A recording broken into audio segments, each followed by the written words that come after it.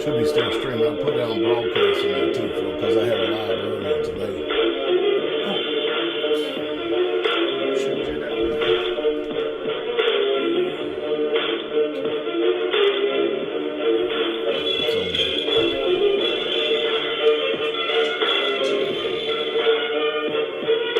All right. Here we go again. Elder Mitch back with us again.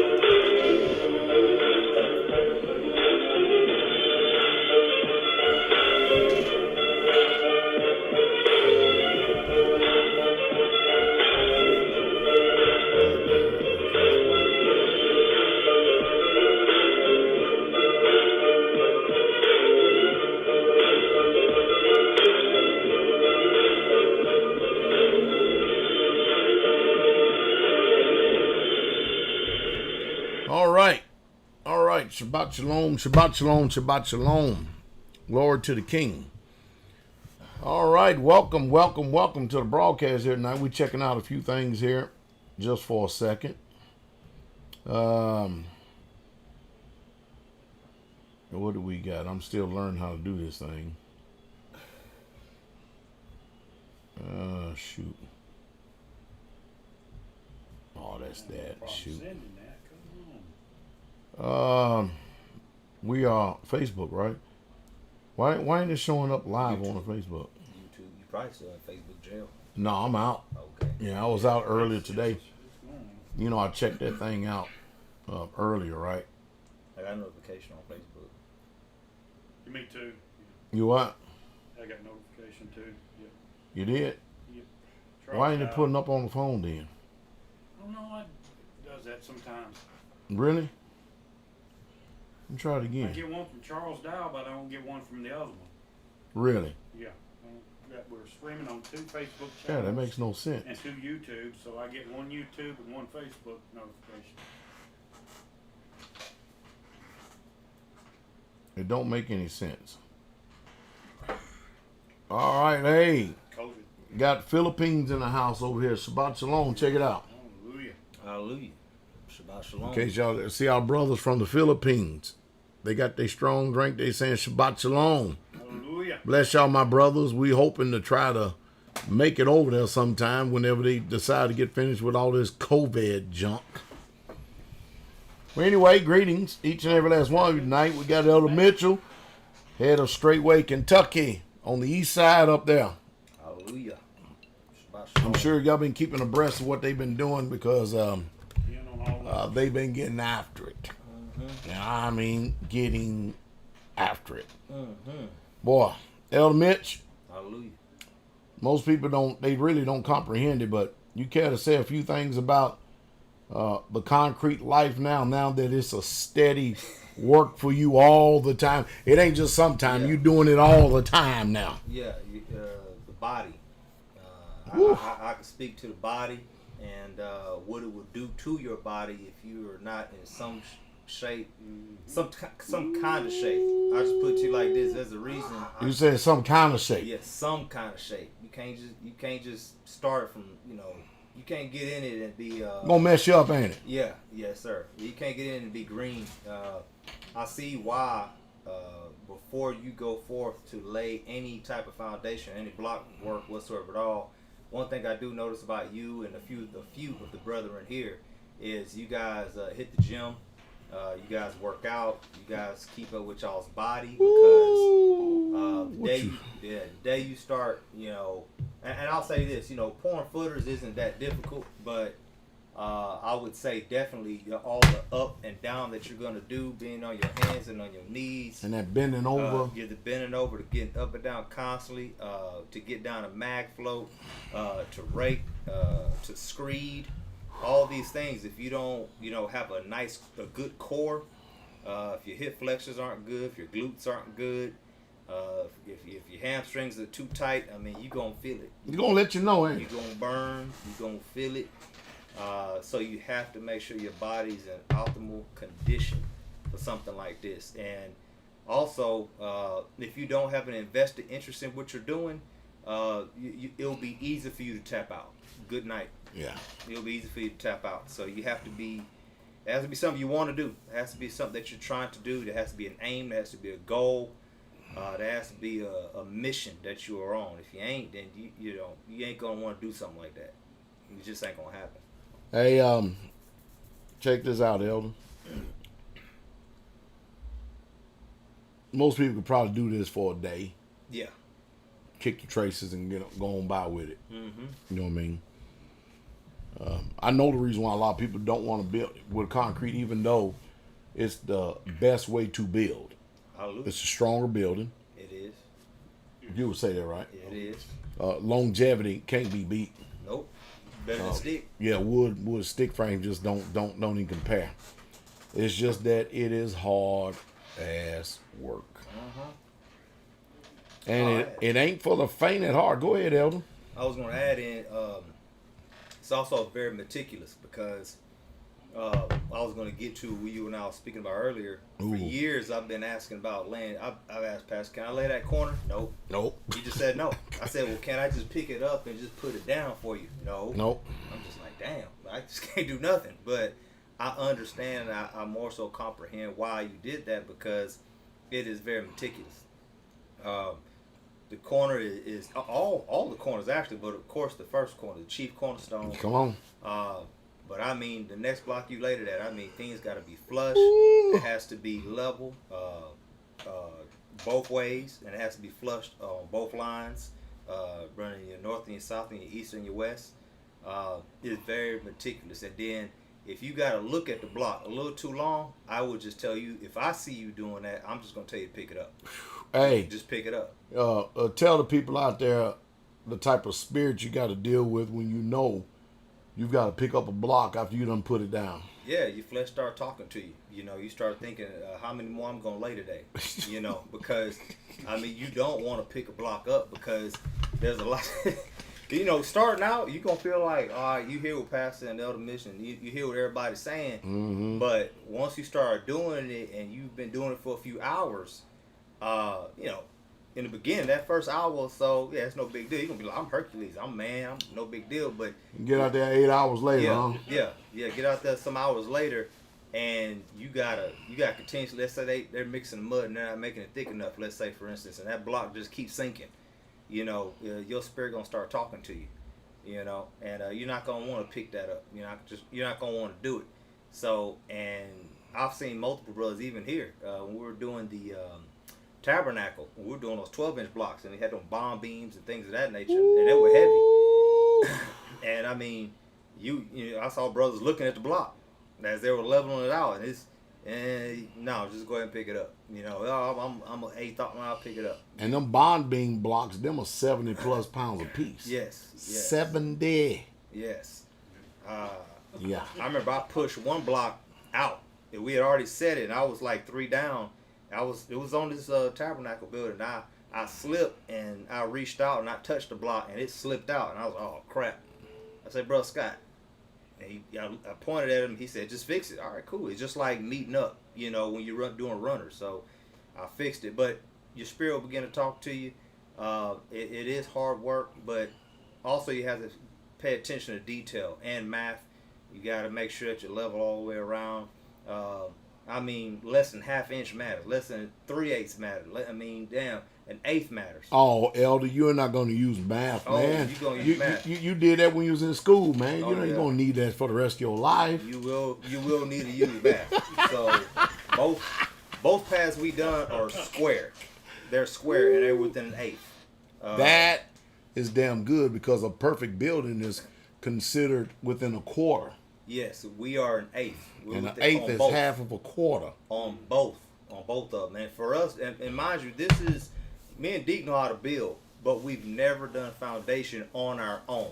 I'll say that. Yes. I've been here, and I've helped Pastor and them since My first visit here was 2011. Long time. And I've been doing foundation work with the saints here and pastor for all these years. I'm pretty much not about to be 10 years since I've been coming here and helping them with foundation work. And I've done it on and off. I hadn't had a steady flow of, repetition, but I know what I've saw, I've known what I've seen, and I've duplicated that up there with the brethren. And I'm confident in all the brothers there with me to get it done. I really am. So that's what I have to say on that. Hallelujah. And we're going to get it done. We're going to keep going. We got a long way to go. We got plenty more buildings to do. And when we are ready to hit that block for real, I'm going to call up the Shogun of Israel. And he's going to put out an APB. And I keep it real with you. Go ahead, Elder. Go ahead, Elder. I prefer, this is my preference. On a slab pour, I don't need more than 4 brothers, including myself. We're just going to be trampling over each other. If we have more than 4, we're going to need some people on the outside to be some runners, to basically go fetch some tools. It's not... Pretty much, Yeah. I mean, honestly, it's too much. I remember during the tabernacle pour, I wasn't not trying to get involved, but we had so many brothers that was trying to get raking in, that was trying to get some screening. I literally just stepped out the pad because we're on top of each other. You only really need 4 men. You need 2 screening, 2 raking maybe, you know what I mean? And maybe, maybe that one of the brothers rake could get a shovel and give you if you're too low in the spot or something like that. But when it comes to block land, we could use a lot of people then, because you could have 2-3 brothers on one, maybe 2 brothers on one end, 2 brothers on one end. You could have 2 in the middle, running off piers or doors or windows. Get it done. Yeah, so you could do that. We could throw up a building in no time if we had about 6 block masons out there. Yeah, people that can actually lay. And then another 12 people to do the running for us. Yes, exactly. Oh, like somebody like Emiliano, the brother, man, when we were down in Georgia, man, that brother right there, he never really done the work, but man, he caught on. It was a quick study. He caught on real quick. He's a hoss, man. Man, that brother was getting it. He has that mindset to know the step you're getting ready to take before you get there. Yes, it's kind of like being a good helper. I used to work in construction, and I remember I told him I was quitting. I said, I'm leaving. I said, where you going? I said, I got me another job. Man, they cried. Grown men crying. I said, man, we don't see helpers like you no more. They were hurt I was leaving. Because it's about foresight. Every day I will see my journeyman get certain things. So if you come out to some of these jobs and you're working with, if you have the privilege of working next to Pastor Dowell on one of these jobs, or somebody like Brother Bud, in the framing or whatever, just anybody, any type of skill set, you would do well by really paying attention to what they're doing, the items that they grab. So that way, whenever you get on the next project, you already have the foresight. They're going to A, B, C, D, and then... but Elder Mitch, come on, man. Pastor Dowell, he just being mean when he's telling you no on certain things and all this other stuff. And you know you're capable, but come on, man. Come on. No, it takes time because you have a mission at hand. So, Brother Rob from the DMV was out there with us, and he said, I'm going to lay a block. I said, man, you ain't laying no block. And Brother McNabb was there. And Brother McNabb said he ain't doing nothing different than what Pastor did to him. I said, you got that right. And I said, well, all we need you to do right now is mix mud, give me some blocks. You can butter the blocks. I'm laying them. But, it makes no sense. How are you going to lay a block when you don't know how to mix mud? Yeah, you have to learn. You have to start from the bottom up. If you know the whole process, it will just make you a better, let's use construction terms. The journeyman is the guy that he's like JC. JC was an apprentice. He was an electrical apprentice. That's what he was, a helper, basically. And they call it breakout. Once you reach a certain amount of hours and you've done so many jobs, they call breakout, where you pretty much become that journeyman. You no longer are the helper. So, but you know all the processes from cutting conduit, reaming it, putting bevels on it, whatever the case be, gluing it, maybe cutting screw pipe, threading it, and all, just all the steps. So now we can trust you with doing the big job on your own. So. With that being said, like I said, the brothers that all came, Joshua Turner came, Brother McNabb came out for a little bit. Those some workers. Yeah. And Brother Yashar came out there. He got some work in. He did well. We had Brother Steve and all 4 of his crew. And the one thing about Brother Steve, they came out there, they were not, they didn't come with the right attire or nothing, but man, they walked that whole land in about I think 2 feet of snow with me. I mean, they was excited. They learning. They learning because they straight up from New City. York. City. So they learning slowly but surely. Mm-hmm. But they have the ambition. Yes. And the drive. Yes. And the self-determination. Yes. To be able to learn this and succeed. All it takes is a willing heart, honestly, because many hands make light work. And me and Deacon, you gotta understand. Me and him were joking the other day. I said, Pastor talking about the skeleton crew up here back in 2018 when y'all was doing that building. And I looked at Deep the other day. I said, man, it's just 2 of us. Y'all barely even a skeleton. Dang. I said, man, it's just 2 of us, man. Man, we get Des some here and there, and we get some of the brothers here and there. But the idea is, though, is many hands make light work, and can't everybody be, laying block. Like I said, it's a process. But Elder Mitch. Yeah. I mean, I'm just, Pastor Dowell, man. He just trying to get on people's nerves when he tell them, you better exercise, you better get in shape, because this is not for the faint at heart. I know all you men out there full of testosterone, but your testosterone gonna leave your ass out there. You know the reason when? See, when you see the Mexicans out there in the world doing this is something that they do all the time. Yes. Their body is conditioned for this. Yes. If you did it all the time, your body would be conditioned this. But when you're doing it with great gaps, and you got other things you're doing, he's running a trucking company, running a community, and he has to do this when the time is available. And so when I'm telling you, you better stay in shape, some kind of shape. Yeah. You better stay. Oh, I'm just being mean and sensitive because I have a lifestyle or somewhat trying to keep myself in shape. But Pastor Dowell just being prejudiced and biased, Elder Mitch. No, not at all. He's speaking truth because, like I said, honestly, I would have messed that corner up if he let me lay that corner back 2013. All these buildings, I would have messed it up. That wouldn't have done him no good. And you've been here for a lot of damn projects. Yeah. I mean, a lot of them. Yeah, I would have messed it up. I wouldn't have done it right. And also, Brett showed me some things as well when he came down to Georgia because I used to watch Pastor Dowell, right? I would watch. I would watch Elder Becker. I would watch, Teacher Shane when I watched in each one of their areas. I just watched them. But now what I'm getting to is asking more and more questions when I come around, like I did today. We talked some more. I asked more and more questions is what I do. So when I went down to Georgia, we had such a small crew. I began to ask Brett some meticulous questions. Some things I knew, but he confirmed a lot of things, and he's really good at what he does. And he really helped me out quite a bit. But there's a lot of learning that goes into doing this before you just step out and do it. It's an honor when I can sit up there and can send Brother Brett to a place, and I can send him by himself and just have some men there, and he can take care of the whole project. Yeah. But see, he's wise enough to know that if something is off or something wrong, he knows how to pick up that phone. Yeah. Like when he went down to Straightway, Georgia, the pad was them damn sorry Negroes, boy, at that damn company, whoever the hell they hired. They had that stuff so pissed off, man. I had fire coming out the top of my head. I was so upset about how bad out of square that thing was. Because when you do this, you know how important square is. And so Brent sent me some dimensions, and I go, I'm going to save it there. I'm going to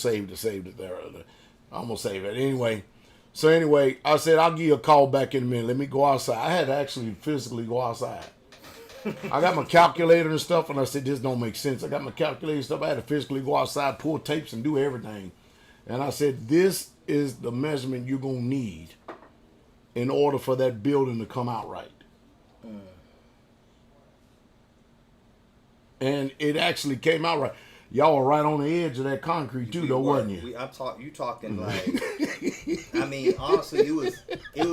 If you know measurements at all, if you could read a tape measure, I would say we were within like 3/8 of an inch to the edge of the pad. I'm talking about when we got there. Brett had put a chalk line down, and literally it was like within 3/8. I mean, and that may be nice. I mean, It was on one. I'll say in one corner. Right, sure. right. In one corner for sure. And a little bit more on the other end. Yes. But boy, I tell you, that was it was close. That was getting it within the closest you could get it to tolerance. It is. It is. I'm telling you, man. And we were running on the line on that bottom course. I mean, literally, we were like near the edge. You can almost scrape the mud and be scraping the edge of the actual pad. Almost. But see, Elder Rufus them learned the value of not trusting these heathens out there, though. The heathens are not going to do the job that we do. We got to learn it ourselves. They ain't going to do it, man. They just not. You know, as I was looking at a video today, to where the people, they had bought a house that a contractor. See, a contractor, he gets paid a hell of a lot of money. He may get a contractor, general contractor may get $40,000 for just having a housing project where he contracts out the work to everybody in their prospective places and area. Foundation, blocks, electrical, plumbing, framing. I can go on and on and on. You get it? But he may get 40 grand. And you think he really truly cares about how the damn landscaping and all that's looking? Man, they bought the slope where what they did was they took and made the backyard. You know what they did? They made the backyard. Are you ready for this? They made the backyard 2 feet deep of topsoil. 2 feet deep. That's a lot of topsoil. Topsoil is like the first 6 to 8 inches. You take that soil and you skim it off and pull it over to the side. Now you're getting down to the soil that's rock hard, the soil you're going to work with for foundation work, right? Don't know what the hell they did with it. Don't know if he put it in a dump truck and sold it or who never what.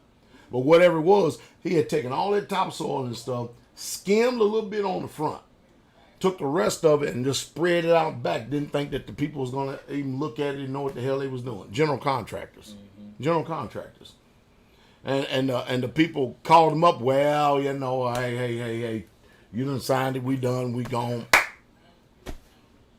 Crooked. It's crooked. Sorry. It's sorry. That's why I say we got to do the work ourselves. Yeah.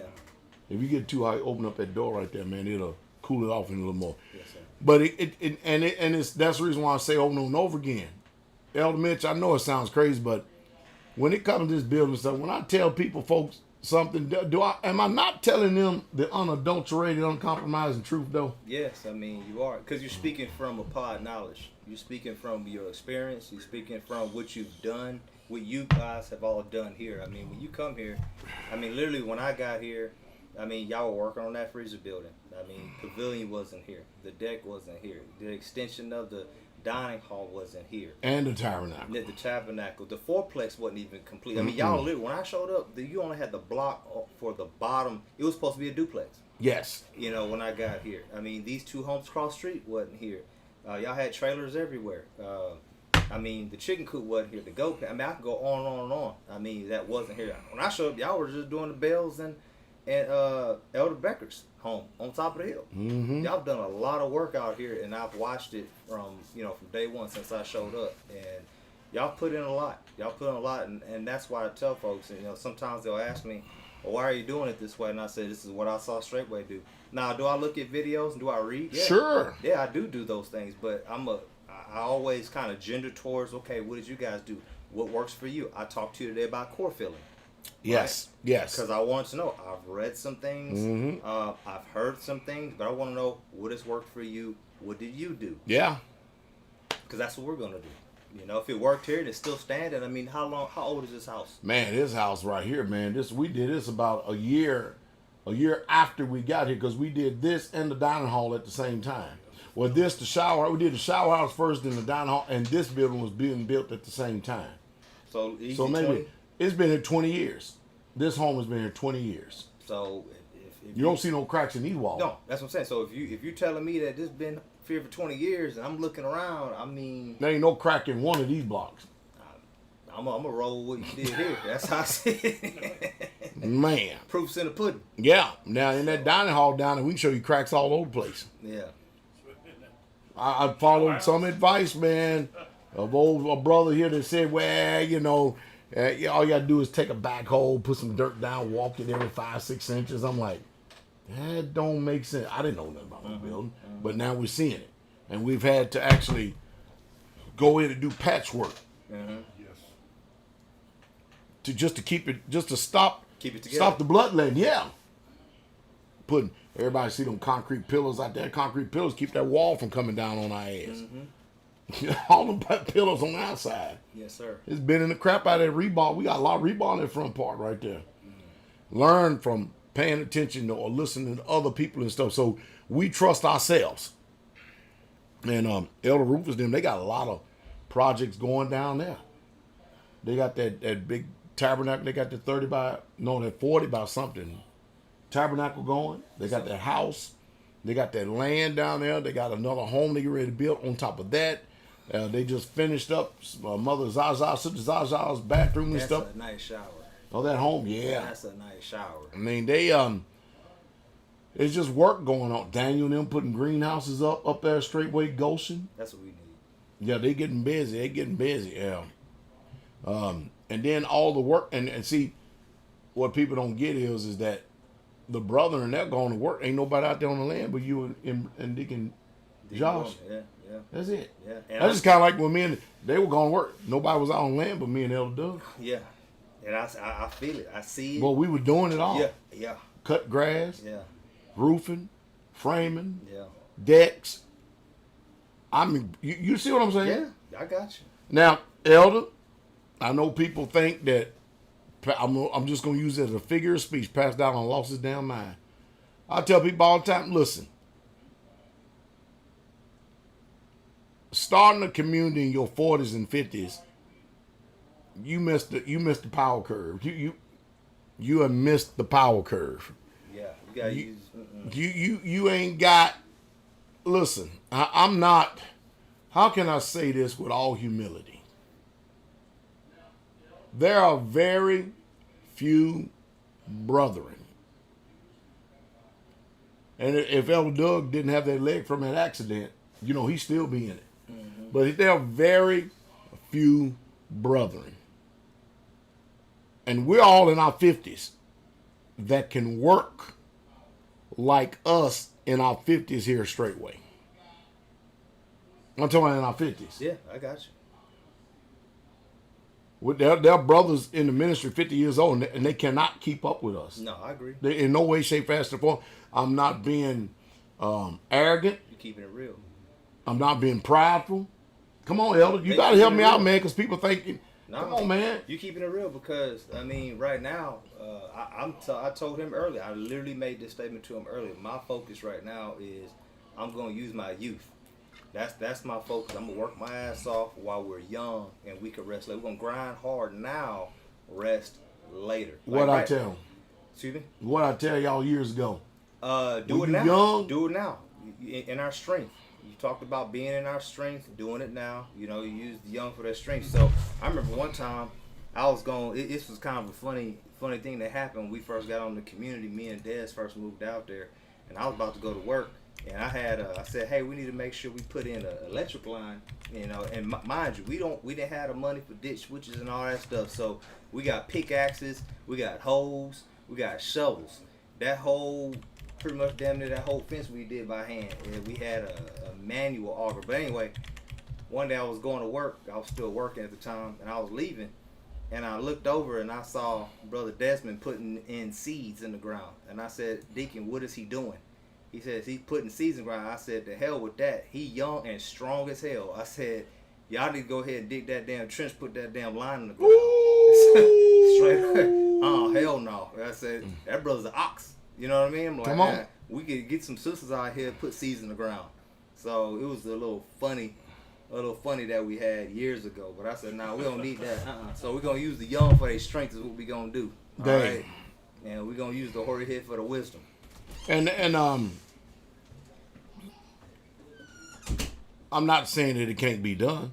Yeah. I'm just saying that that the Bible said it again. It'll be a lot more difficult. It's gonna be a lot more harder. I mean, you really should. You went down there straightway Georgia East, right? And I remember you out there cutting grass, doing all these different things, right? And Mother Muncie said you need a young man to do it. I mean, she threw that out there to you. Remember that? So I mean, it's clear to see. It's not that you know, like you said, it can't be done where, but it doesn't make sense. And you know what I'm thinking. Believe me, I understand Mother Muncie, my Muncie's intent. Yes. Need a young man. But how many young men you know in their 30s, 20s and 30s that's going to get out there and work in that hot-ass Georgia? I mean, come on now. Not a whole lot. Every damn day of the week. Not a whole lot. Come on now. Not a whole lot. And that's the only thing I'm looking at with Mom Muncie. I'm going, well, okay, I just bless you, Mom. Yeah. You know what I mean? Yeah. I just say bless you. Because I'm not going to find no more your young man just going to get out here and do this whole damn job like this. They got to be committed. All day, from time you get up to the time is. You need commitment. You said it today on the video. You talked about children being reared and raised here, go through their adolescence, and then they're out there because the world has many choices. Mm-hmm. So the idea is that we should have it to where we rear up and raise children to where, you know, like you told me earlier, right now I'm hitting it, I'm doing it, but hopefully by that time we got some other young men. So now we're doing depending on other young, faithful young brothers like Brother Brett. Yeah. We're depending on young, faithful brothers like a McNabb, you know, like Desmond up there with me and others. There's just plenty of others. I see Brother Zay here quite more often. I see him here almost every weekend now. You know, you see other brothers, Trey and them coming from far and wide, and you're starting to see them more. And let me tell you something, man. Here on the community, Brother Brett, Brother Scott, and Brother Nate, them some horses. Getting after it. I'm just using the term horse. That's a country term. Them some young horses, young lions. That reminds us when we were young. And they're not putting their hands under their legs and sitting on their ass either. They're trying to learn everything they can learn. Yeah. Yes, sir. And they're doing it now because they know one day they're going to take over this thing. And teach. And say it again. And teach. And teach.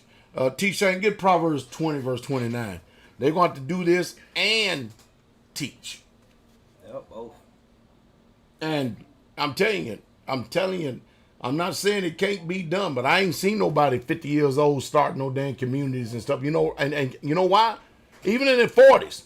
Because you've got to be the example. Talk is cheap. You can get out there and run your mouth all damn day long. But people ain't motivated to do anything unless they see the leader out there leading by example. Hallelujah. Yes, sir. Very true. I'm just making this stuff up. Man, very true. Come on, man. I'm just making Listen, this there's stuff a up. difference. I'll say this, and mind you, I don't live here all the time. Now, this is another home for me, personally, but I don't live here I don't lay my head here every night. But there is a difference when I see you here hitting a project. You follow what I'm saying? Go ahead and tell it all, though. Tell. They need to know the spiritual side of what the hell's going on. So what you gotta understand is he has a vision. Up here, he has a vision. He speaks it, but it's gonna take other brethren to take hold of that vision, and it be as important to them as it is to him.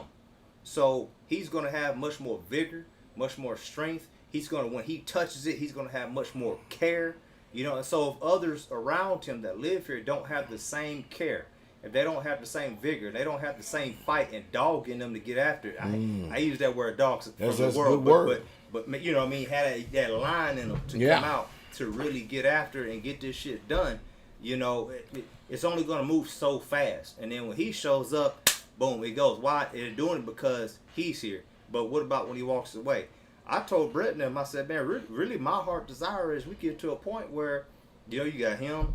I think JC could do it. Yeah. I forgot to mention JC too. JC a young lion too. Yep. So you got three young men here. Well, I guess I don't know if Nate do block or anything, but I know that them three you could probably use as a Scott, a Brett, a JC. You got me and Deke Gorman, and I mean if we can just maybe add one or two more to that to lay block. You see what I'm saying? Oh yeah. I mean my heart desire is you can just say, hey, this is what we want to do, and you can just have 6, 7, 8 of us just boom right there. Yeah, get all out there. That's it. We can go hit it. You can just come out and say, okay, literally be a superintendent. Just show up, say, man, what the hell? You know, or good job. Yeah. Or, hey, we need to fix this. Hey, remember y'all, as y'all go up, this is what I need on the third course or something. You know what I mean? That's the way I personally believe it should be. And that's where it should be. And there may be other men out there that thinks this way as well, but I think that's really... Well, there's very few of them. Yeah, there may be. I don't know. But there's some lazy niggas in this ministry. I got you. No, I'm talking real talk, both black and white niggas. There's some lazy-ass niggas grandstanding stage playing sorry-ass Negroes and niggas. Yeah, hallelujah. So, but that's what has to happen. So, same thing. With Rufus, same thing. With me, with Kabir, with Daniel, same deal. Every leader has division. You know, and without a vision, the people perish. All right, and so the folks have to get behind the vision that's being pushed. And sometimes, you know, people can get lax in that vision. So that's why I love the video you made today on Patreon with Community Part 2, The Ugly Truth, because it is ugly. Man, it was such a good, you know, literally, I don't have to say, but there's been some things I wanted to talk about in the community. I don't even need to talk. I'm going to go home and say, we're going to watch it again. Just push play on that video. Yeah, I already sent it to him and said, watch it. However, when I get back, we're going to all sit down. We're going to play After action review. Exactly. And we're going to do this. You're going to be talking. I'm going to hit pause. All right, this is what I see here. Uh-oh. And that's what we're about to do. Pause once again, and we're going to download this. We're going to save it. We're going to listen to this probably once a month, every 2 weeks, something, because y'all need to remember this. I got more coming. You see what I'm saying? I do. I got more coming. So, because people, man, they forget. They forget over time, you know, life, you know, you wake up, you know, this is how things are always going to be, whatever the case be. You get lackadaisical, you know, you get ease and Zion, you know, you start forgetting the mission at hand, you know what I mean? But we can't, and like I said in the preacher, man, we can't be too lax with this, man. We got to be really have a sense of urgency pushing to get these types of things done. That's what we have to do, because we not getting no younger, you know. I mean, this. How old are you now, Elder? 35. Man, you getting old, man. I'm But young. you still young. You still young and in it, but Yeah. But what you're seeing is you're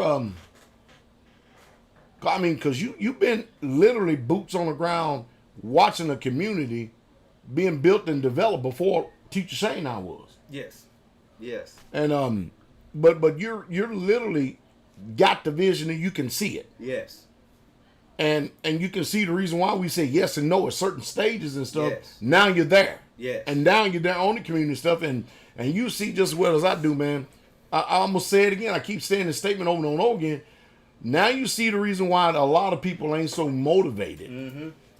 Because with the same tenacity that I work on this community, Mm-hmm. Yeah. you see me go to South Carolina and work with the same tenacity. You have to have that. You see me go to Georgia, work with the same tenacity. Should, You see me come right up there on your land, work with the same tenacity with the brother. Yes, sir. And we got busy. Come on. Yes. We will work there as if we were building it for our own self. But that's how it should be, because you love the brethren. Say it again, Elder. Because you love the brethren. And that's the type of spirit we're trying to permeate throughout the whole entire ministry. Mm-hmm. Not people dragging jobs down, making damn excuses and stuff, and being sorry and mundane in their speech and talk. And you see, but you know, just tell the truth. Everybody ain't got that spirit in them. No. And I was going to say this for Go ahead. You know the sheep that are around you. You know those who labor among you. See, I made this statement to a brother. I don't know who I was talking to, but I said, with this brother right here, it's without a shadow of a doubt. You see, I could say that. Yeah. Like, you can say that about you bread all the time. I'll just use him as an example. You always, with him, you know. You see him, you like, without a shadow of a doubt. I don't have no doubt with this guy. None. You know, so None. Let's say, for instance, you got, you know, sometimes you got like, I don't know, you got greatest of all time, right? Quarterbacks, and you got these tiers. Right. You got this pyramid, right? And then you got these guys on that tier. This guy's on that tier. This guy's, man, and then you got your little top level guys in your mind, right? And you say to yourself, I got no doubt with these right here. No doubt. Right. You might want to throw somebody in there, but you just can't. It's like I wanna say them too, but I can't. You know what I mean? It's something missing, is what I'm getting at. So, no, I'm wrong. Can't everybody be Elder Mitchell, Pastor Dowell, or any of the other... Hey, I'll give you an example. Old Teacher Shane, right? Him and Deacon Bell, when we were first in the inception of starting communities, that, you know, they be leaving out to work. We'll be just getting on the land, work, and we'll still be here working our ass off. We would already had dinner, and we'd be right back out on the land again, and they would just be getting home.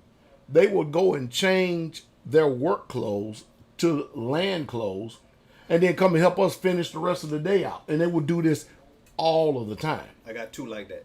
Him, if there's nothing that I'm communicating where there's a project that needs to be done, you know what he does? What's that? He goes and finds the damn need that needs to be done on the community done. and says, you know what? We got these septic tanks here. We need them. You know what? I could build a lid, an iron lid right here. And you know what I mean? Yeah. Because he knows how to weld. Yes. I can do that. I can do this. I can do it. And there's some stoves broke down. He ain't going to do like some brethren that I know.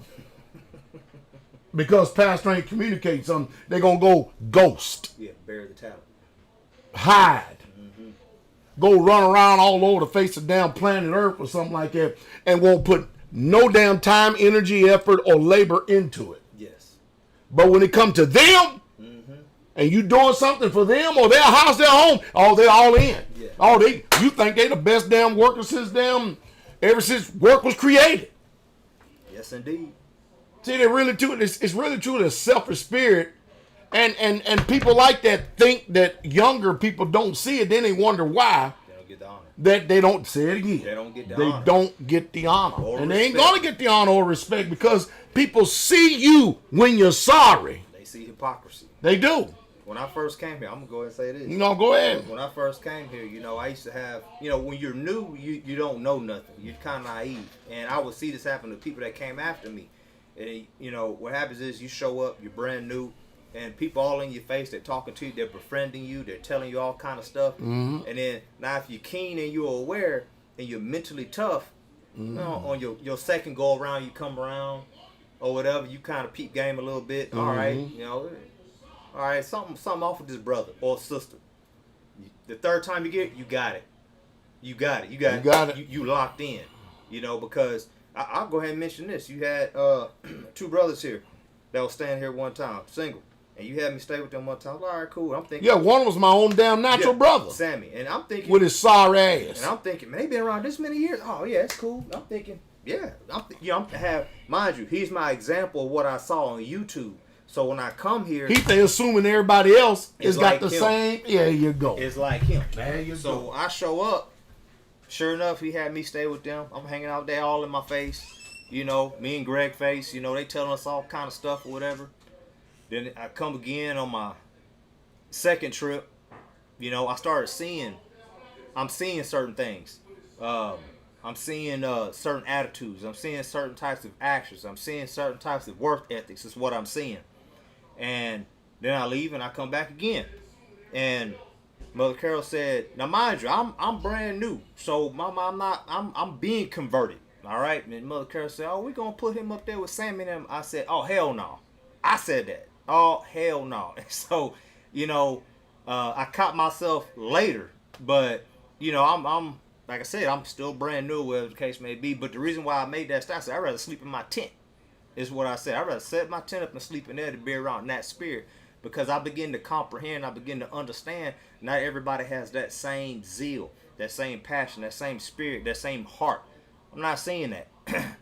Still to this day, you get a few people that come around new, and what they want to do is, they want to, you have new people come around, but you have these same sorry folks that's still around. They want a grandstand. Exactly. So what Bring me a beer, y'all. Yeah, Come on. So then what I have to do is, when I was down in Houston, right, I used to do this all the time. I'd have a new sister show up, and I'd say, Sister Erica, Sister Kara, Mom Brenda, y'all stand up. Something like that. They stand up, and I say, hey, y'all sisters, talk to them three. I say, you can talk to all the sisters here, but if you got to question anything, if it don't come from one of them three, discard it. That's how I used to talk. Same thing with the brothers. I say myself, Brother Greg, man, maybe another brother. I have us. I say, you talk to us, brother. Because you got to start safeguarding saints. Because ain't everybody wired the same. You know what I mean? Yeah. Yeah. So, yeah, but that's what I see. And so not everybody has the same vigor and passion to get the job done because the community just ain't going to get built. I mean, but if everybody, the idea is that we're supposed to share the same heart, the same mind, the same soul, the same spirit. You see what I'm saying? We're supposed to be minding those things of others better than our own. We're supposed to be. I mean, that's the book. That's Paul. And even in the renewed covenant. And we're supposed to be talking this way. We're supposed to be functioning this way. We're supposed to be acting this way. But it ain't like that across the board, though. It's not. It's not. And so, I've said this statement many, many times. I've made this statement. I'll take a beer too. I've said this statement many, many times. You had to do the marbles. You know, back in the day, we need little hacky sacks, right? And Oh, yeah. And boy, I like to just squeeze and just spin them, right, until that knitting start popping open, and then that ball pop out. That's what I like to do. I like to apply pressure to you, because either you want, I want you close, or I want you to go away. Make you quit. That's it. Yeah, I want you to Make you tap quit. out. No, don't get me wrong. My hope is that you don't. My hope is that your soul be saved. Let me bring a little clarity with this by ahead. using personal experience. Go ahead. When I went to the U.S. Army Airborne School, okay? Matter of fact, anyway, the class would be like, it'd be like 800 or 900 people in the class, right? But only 400 something would graduate. Yes, sir. Because the first week, you know what I mean? And believe me, U.S. Army Airborne School, it's a school, but it ain't no damn no Navy SEAL training. Yes, sir. It ain't no Army Ranger training. It definitely ain't no damn Delta Force. You understand me? It ain't ain't none of that. You follow me? But it's training. And people would quit. And I'm telling you, I would tell people all the time now, the hardest damn school I went to was when I went out to them damn reservists out there at Camp Group, Oklahoma. And the U.S. Army Times had already wrote the hardest damn air assault school in the Army. And they got a bunch of them. Man, when I went there, man, I thought I was damn going to damn Ranger school. Them boogers out of their damn mind. That's all they did, right? Yeah. They smoked our ass. Look, listen, only up in camp, up at Fort Campbell, women graduate air assault school all the time. Women. But at this school, only 12 women in the history of the school has graduated at that time. Man, we went through the first day, man. We had there was 6 women up there, man. 5 of them dropped out the first day, and all of them was trying to encourage the other one. I said, she ain't gonna last. Man, they smoked our ass another dang day. Boy, that was done. She was gone. And it was a small air assault school. It was like maybe 100-something people in the school, but only 40-something people graduated. Not many. You see what I mean? And same thing with any school, any skill set in the military. When you go to that school, they hope you don't quit, but they're not going to keep you from quitting. Hey, yo, you follow me? I got you. I mean, that boy, if I can get you to quit and make you to quit, man, I can't tell you. They used to, in my day, they used to have a little White House at the top of the hill up there, right? And boy, you'll see people, they will ask you 3-4 times a day, anybody want to quit? And people will lose heart and fall out because they smoking you. Ain't no way. Man, they smoking you through physical fitness. They smoking you, man, to see if you really want to be there, right? And they will tell you there's sneakers, there's twits, there's coffee and donuts and pops and everything up there. All you got to do, and boy, people would fall out, man, and we would say, what you doing? They would rebuke us and put us back in the pit again for trying to stop these people from quitting. No, let them go. Man, they did. Yeah. And you know the reason why that they did all that?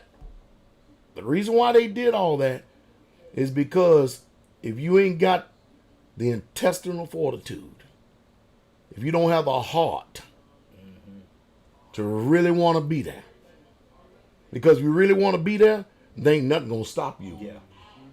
They're going to find out how strong. I'm going to say a word right here. Come on with it. They're going to find out how strong. I'm teaching now. Come with it. They're going to find out how strong your mind really is.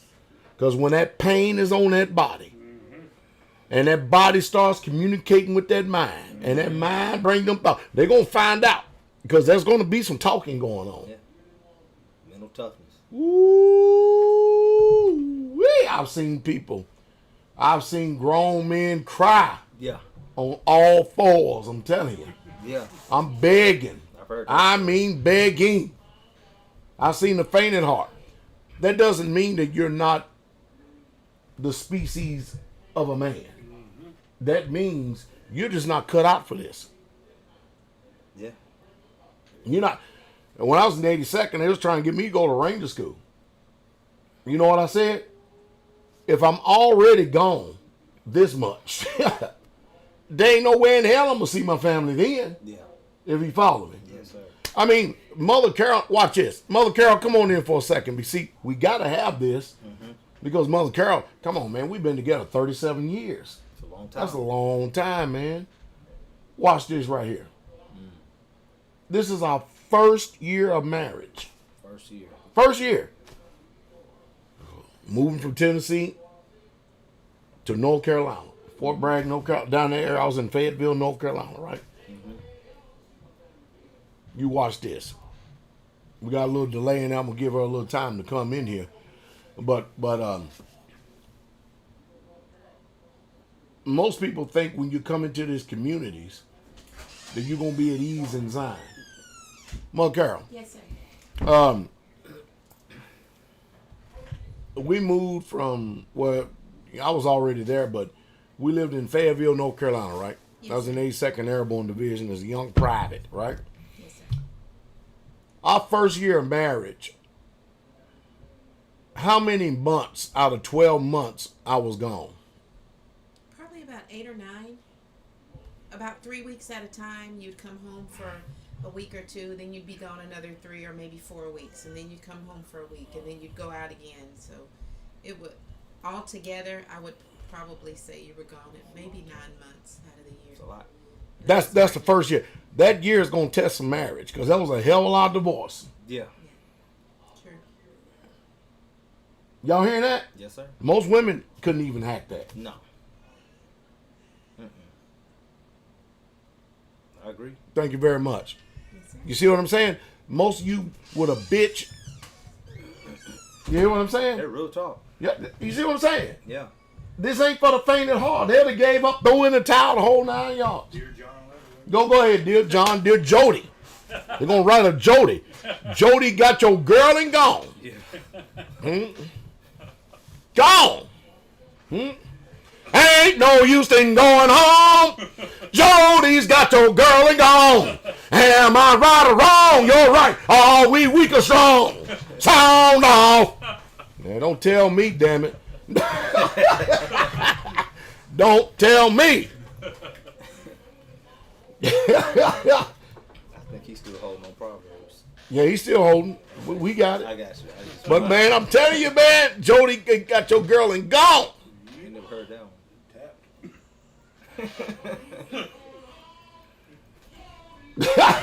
I'm trying to tell you. Hey, all these soldiers, they know what the hell I'm talking about. Listen, you have got to have strength of mind. You have got to have your mind made up. You've got to really, truly be in this. Plus, nothing. I ain't got nowhere to go. No. This is it. No. For real. No, this is it. You gave up a career. Yes, I did. This is it. Yeah. I gave up a career. Yeah. This is it.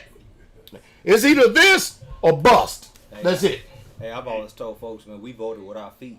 Say it again. We voted with our feet. Straight up. You saw what we did. Not what we said. You saw what we did. And see, we did this all when we were young. Proverbs 20, verse 29. Read that, teach. Come on with it.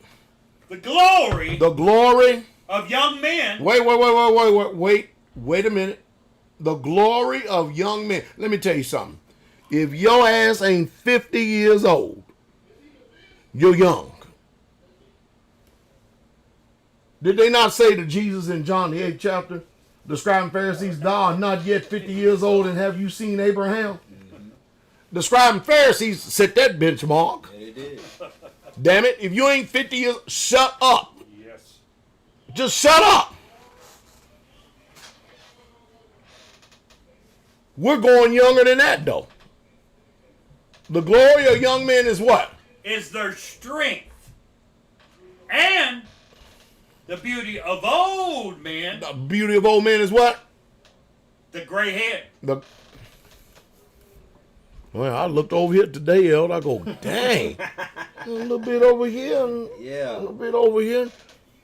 Man, besides falling out, man, this look I got. Fortunate to be able to get here. Hallelujah. Huh? You need young men. There's plenty more other scriptures. Young men, strength. Yes. Old men, wisdom. Old men is there to teach the young men the wisdom that they learn so they don't have to make the same damn mistakes. And then build on that. But make no mistake about it, we want you to quit. Mm-hmm. If you don't have the intestinal fortitude, the integrity, the self-determination and drive and the spirit at heart to do it, you don't need to be with us. Yeah. You don't need to be with us because we're going to succeed no matter what we are, because our mind is already made up. The die has been cast. The decision has been made. It's a long, long time ago. There ain't no quit. There's no other options for us but this. That's it. And like I said earlier in today's video, I said doing community is not an option for us. We're obeying what the book says. Yes. Straight up. We don't get to pick and choose. We are servants. We differ nothing from a servant. We don't differ nothing. We are slaves to the Most High Yah. We read it. We comprehended it. We understood it. This is what we're doing. Yes. And let me give y'all a little bit more wisdom here. A man's life does not consist in the abundance of things in which he possesses. People better get this revelation. They better get it hard too. Oh yeah. Now, listen. You know how many people that I've let move on this community to move into our sacrifice and move into our blessing, Many. only for them to sit there and poo-poo on it, make light of it and kick the traces and just use it and say, I forget y'all. Many. And he entered into our labors. Yes. Many. You think I'm getting a little bit older, a little bit more wiser now? That's why I said earlier today's video. Yeah. Man, listen, y'all got discernment and stuff. Consult me concerning moving somebody on these communities. True. Yes. I'm going to help save you a lot of heartache, Yes. a lot of trouble. Yes. I done experienced this pain Yes. and suffering and the saints have. It's a lot of hell. Dealing with humanity is painful. Yes. We spoke about one today. Oh, jeez. We don't want to forsake nobody. No, not really. But it happens. So we have to. That's what it is. We done said all this. I guess this is the broadcast then. Need to keep this vein going. You need to keep this vein going because the harvest is plenteous, but the laborers are few. It ain't changed. Not in 2021. It has not changed at all. No. There are a lot of people that love bumping their gums and running their mouth. Matter of fact, they got the gift of gab. Oof. It's a gift. That boy, that's a gift.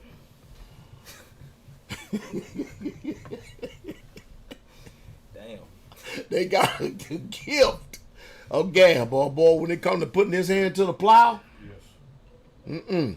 they ain't got that.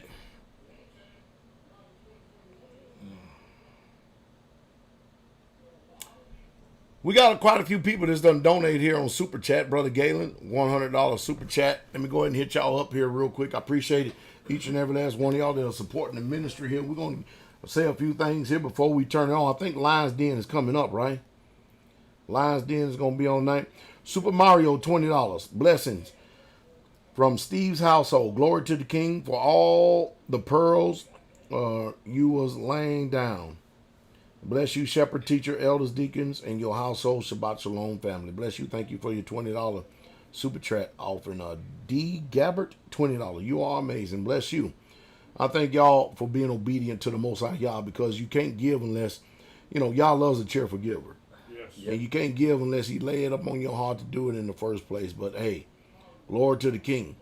Brother Shakar, student of Yah, $10 super chat. Shabbat shalom. Pastor, elder, teacher in Israel. Thank you, pastor and elder, for sharing wisdom and knowledge and the process of building and community. These times we have to seek the old paths indeed. That is the truth. That is the truth. Brandon Allen, $100 super chat, no comment. Thank you, my brother. Charles Brown, $10 super chat. Glory to the King. Man, we appreciate it, my brother. Aaron Batcher, $10 super chat. Pastor, you are one of the best to do it. Bless you. Well, I do appreciate it, but I'll tell you what, all my strength definitely comes from Yah. Yes. Sister Elisha, $5 super chat. Shabbat shalom, Pastor. I want to start a homestead. Would I be able to work and learn how to build from you guys? It depends on where you're at. And it depends on what location you're in. You need to go through the protocols. There's a number behind me. You need to call, leave a message there with Elder Doug. He'll get back with us, and then we'll determine which way we're going to proceed and go forth. Brother Derek, Cash App, $5. I'm going to give you a thumbs up, man. Appreciate it, man. And then we got Christina Robley. Bless you, Pastor, and all the Straightway leadership, $15. Cash App. Thank you very much, my sister. All right. Let's check over here on this one right here. I love getting shout outs, man, to people making the sacrifice of giving. You know what I mean? It's just a blessing. We got Jason Bryson, Cash App. Thank you for the truth and faithfulness, $20.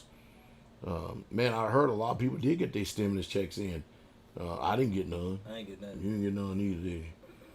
You have some stimulus checks in. Y'all may want to check out bank accounts. Y'all may be $600. You call it fatter, but you seen that national debt clock, though, didn't you? Matter of fact, Elder, this is a damn shame. This is a 2-hour shame, man. Isaiah, $10. I want to work. I'm 28. Well, my brother, thank you for your super chat offering, but hey, you remember I pulled that damn thing up the other day? Let me see. You pulled it up today on the live. Tax time's coming. Yeah. I did want to say, Brother Yashar, he told me, he says he definitely learned a lot while in Kentucky. I like Brother Yashar. He had a good spirit. Brother Yashar is what the stage that he's in right now is unlearning everything that he had learned. Because the brother has the heart, no doubt about it. He's 100% Israel, no doubt about it. And what he's doing, he's learning the straight way. That's what he's doing. And he's doing a damn good job. He got the humility too. Don't mind being corrected. Don't mind reproof and rebuke. Matter of fact, corrections and rebukes are a way of life. Is it not? Yes, sir. Hey, check this out, man. All right. This is the national damn debt clock. Look at this. 27 trillion. So let's say. Oh, we know it's a hell of a lot more than that. Oh, yeah. But you think about when Trump got in office, that thing was what, 21, 22 trillion? 27 trillion, 562 billion, 66 million. Elder, this thing done gained a couple more billion since we last looked at this thing. Yeah, it has. And A couple more million. yeah, and the hundreds of thousands we can't even. This is just a damn shame. It's pathetic when you look at it. Look at this thing. That print press moving. And then they just got finished printing some more damn money. That's the only answer they got. I'm going to tell y'all, this is the history of Rome.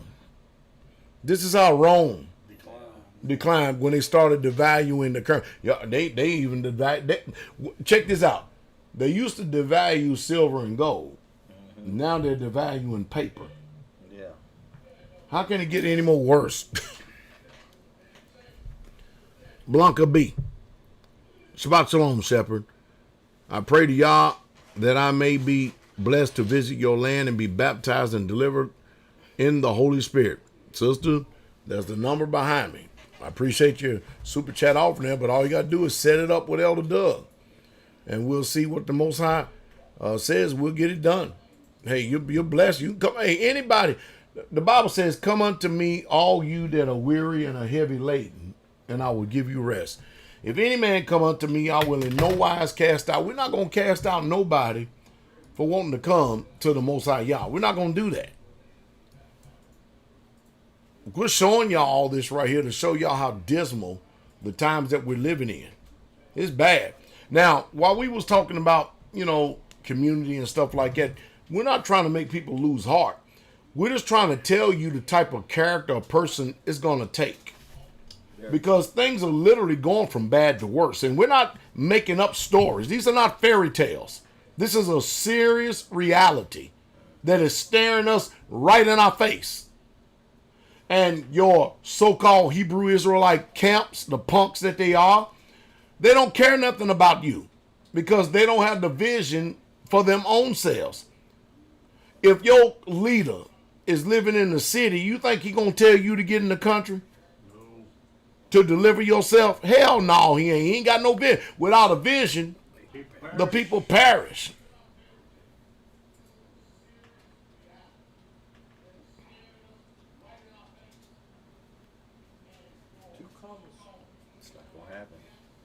Elder, we got to have all this infrastructure in place for this next generation and give them the wisdom We do. to know how to maintain this.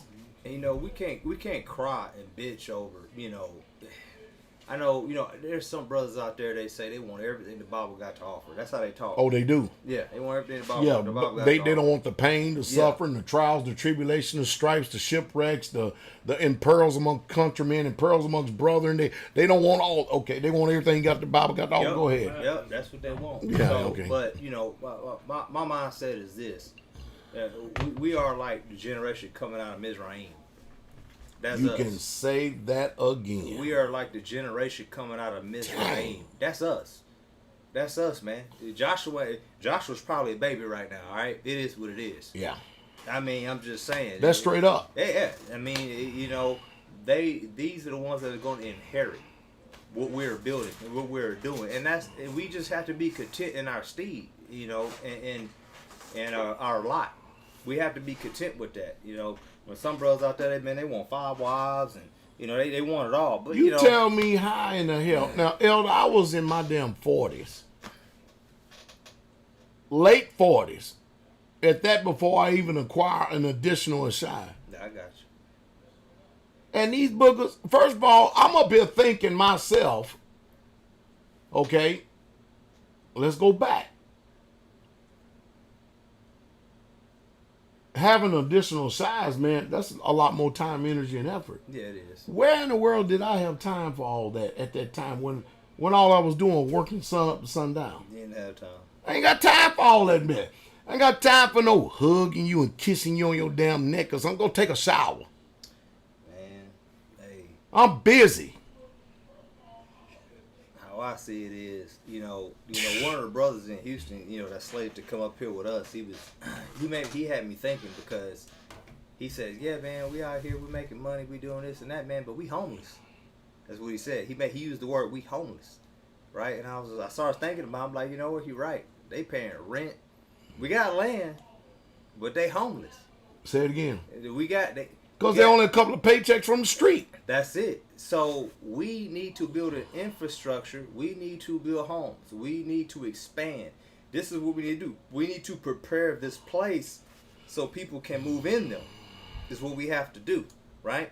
So you got, like I said, you got brothers that want, I'm exaggerating, 5 wives, you know, they want multiple women is what they want. But you homeless.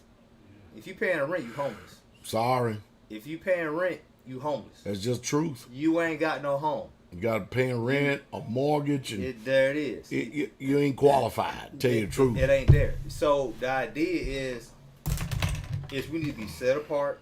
We need to develop these communities so we can do these types of things. But the idea is, like I said, what my mind is on Jonathan.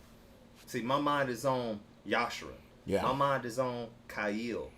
My mind is on Ethan and Caleb. Yeah, because these are men and Yakad and of Israel. Yes, I'm looking at these young. These are the young baby boys that we got.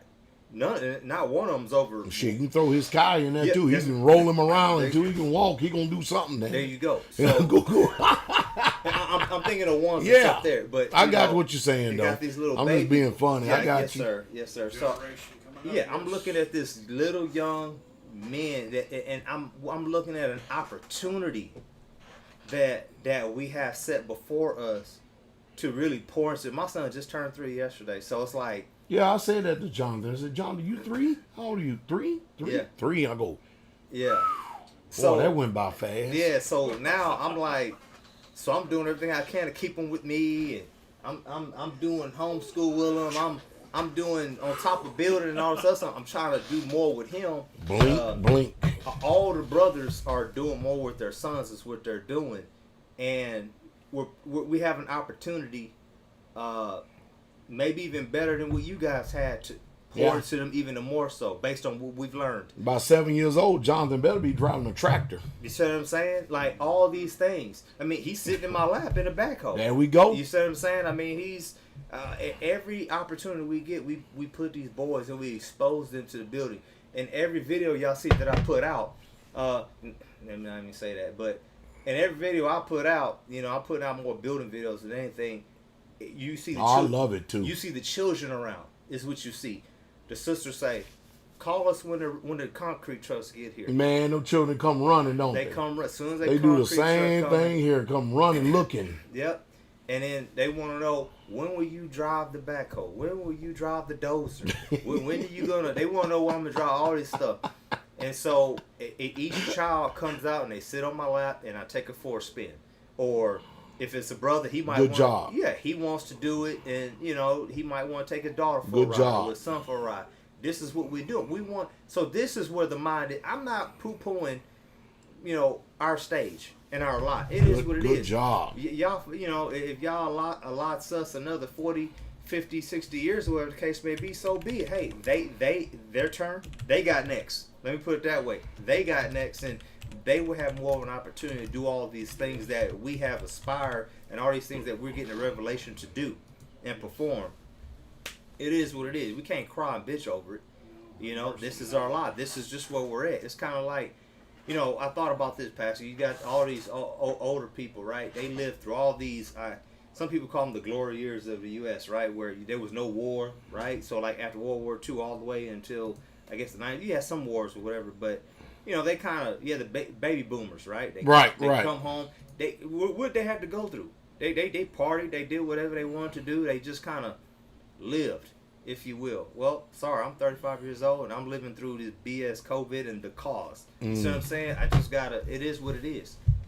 I gotta balance. We gotta build it up. We gotta build business. We gotta work for ourselves. We gotta do all these different things. That's what we need to do. We need to look out for what's coming behind us, not focus on what we want. That's not saying we don't get the desires of our heart, but damn, I mean, where's the prioritization at? I'm gonna tell you what's going on in the ministry. Kabir and them, man, he's already setting up places to look at some land. He got a couple of lands he want to acquire here in Tennessee. So we may be looking at the second community in Tennessee already. And with Daniel and them, you can't say enough about them. They just working their rear end off up there, up at Straightway Ghost in Indiana. And you see what Elder Mitchell and them doing. They posting it. I'm so happy that they're posting it because it's a record of what's going on. And then you go to Straightway, Georgia, man, Elder Rufus and them getting it done. And Brother Robert and them down there at the Straightway, Georgia East. On that 5.5 acres of land. When I'm not even there, man, Brother Robert is getting it done.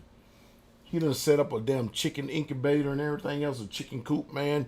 Done him and Deidre done redid the whole entire greenhouse, man. Beautiful.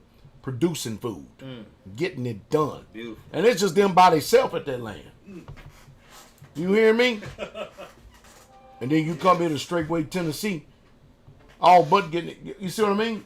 Straightway, Kentucky East. I'm telling you the places where we're literally moving and shaking. Get Deuteronomy 28, verse 12, Brother Shane. I'm actually using the Bible on computer tonight. But we can't put an inspiration in you. The spark has already got to be there. You got to be able to see it, because what the Most High says to one, he literally says to all. Yes, sir. I don't know how these people come up with, well, that's for you, but that ain't for me. What he says to one, he says to all. He don't have no different program for anybody else. I'm telling you. Change not. I'm telling you. Say it again. Go ahead, Elder. Come on. No, a lot of these brothers out there that he's talking about, if your camp leaders or whatever the case may be, if they live in the city, they won't tell you to come to the country. All right, these people, they can't be under authority. They can't do it. And the reason being, they can't be under authority, but they can't. Everybody wants things there where every man is right in their own eyes. This is what you have to understand and comprehend with a lot of other people out there. And what I'm getting at is, Israel is tribal. If they're tribal, there's a tribal leader. Yeah. Right? I mean, I'm just saying. So, and guess what? There's too many of them that feel like they're alpha, right? And they can't even humble themselves and say, you know what, him. They can't do that. All right? Kind of like in Acts where they say, you pick out 7 men, right? Yeah. Among you. They say, you pick out 7 men among you. So, some men aren't even humble enough to say, that brother right there. To see a fire in and knowing full well that they got it.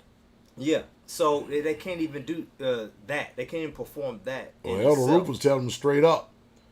They ain't number one man in y'all in America. And all I know, that's Pastor Dowell, and the rest of you, you can forget it. Yeah. So that's not diminishing him as an elder or nothing. He's just telling you who's y'all's dealing with at this time in order for us to all go forward.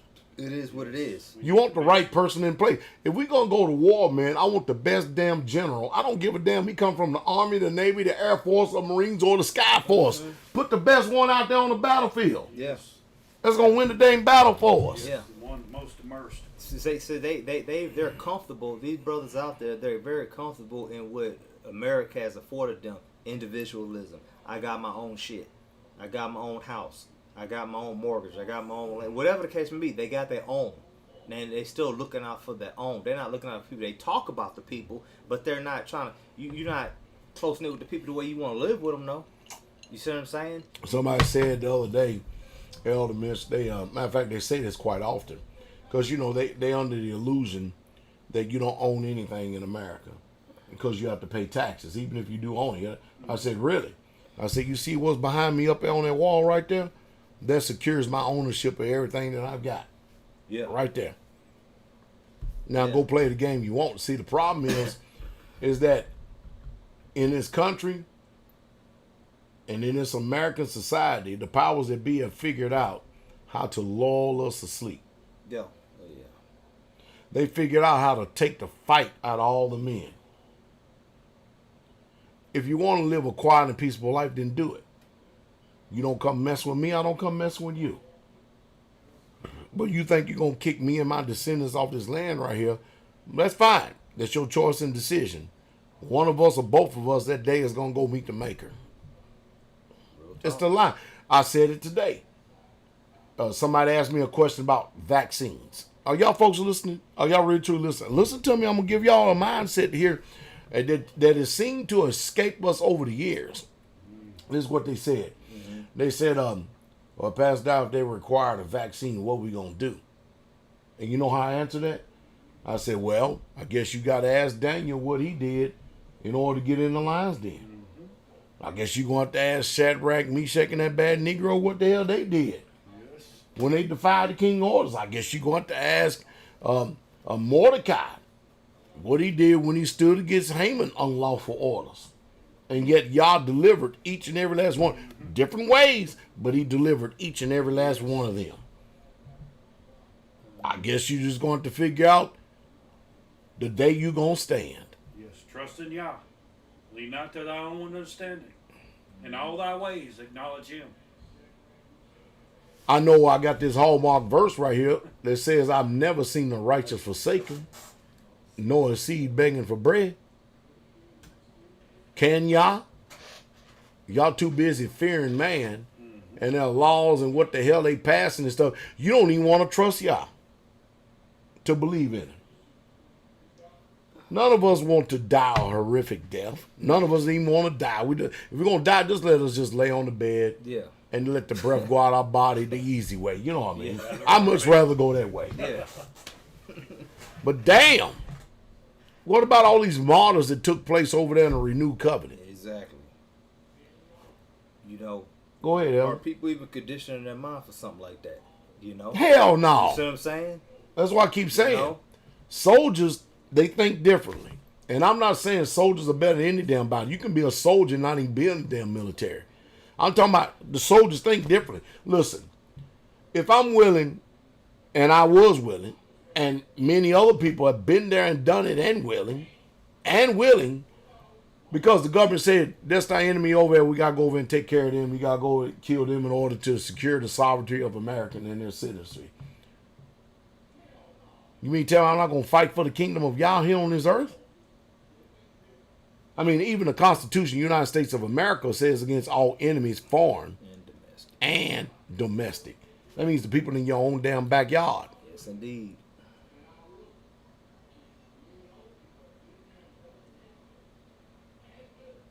I don't know, man. I think we cut out a different cloth. I'm serious. Do you take calls anymore? Oh, yeah, we take calls. We just ain't, damn, when was the last time we took calls? I don't even know if I even know how to push the button anymore to take calls. I know. 'Cause I get text messages. I'm trying to call. Oh, yeah. What's the area code since they trying to call? You got your Shaw and Brother Gene. There you go. Okay, well, Yeshua and Brother Gene, we'll get to them. Go to Dabarim 28, verse 12. Let's hit this. Before we hit that, teach, and you're going to read that, let me get over here to Super Chat here for a second. We have Sister D. Harris. Man, bless them and Willie, man. They good. Blessing to you, Shepherd. you'll continue in your prayers. We appreciate all you do. And we can never say thank you enough. On behalf of Brother Willie, Household Shalom. You know it was there. I love y'all dearly. Both y'all continue to stay in the faith. Ain't they down in your neck of the woods? Yes. Texas? Yes. Texas, yeah. They're the ones that come up. Yeah, they are. Yeah, they need to, too. Coming up. Yeah. Let me tell you something. There's going to be I said last year at the beginning of 2020, and Elder Rufus reminded me, and then some people went back and found the video. And they said, Pastor Dowell, you said at the early part of 2020, you said this is going to be one hell of a year. This year is going to be a very serious year of change for Israel. An extreme, serious year of change. Now, you can't miss this one, 1st of January, right? Yes, paradigms won't shift. Yeah, the paradigm getting ready to shift head bad. You watch this. You watch it. Mark my words now. Adam Sanders, a.k.a. AJ, $10. Thank you. No, thank you, my brother. Hallelujah. Read it, teach. Bible reading 28, verse 12. Yahweh shall open unto thee his good treasure. He going to do what? Open unto thee his good treasure. Well, let's read on. The heaven to give the rain unto the land in his season, Uh-huh. and to bless all the work of thine hand. And to bless all the work of... Thine hand. And to bless all the work of... Thine hand. And to bless all the work of... Thine hand. Don't you understand that when you put your hand over to the plow, y'all sees it, he'll direct, lead, and guide it? Y'all even pour wisdom into you where you never had it before. True. Elder, you told me prior to this community that I was going to be able to build a home. Watch this. You can't get no better. I witness this. Mother Carol, come on back in here again. This is funny as hell. This is legit funny. Yeah. You can't get no more funny in this. But it's truthful.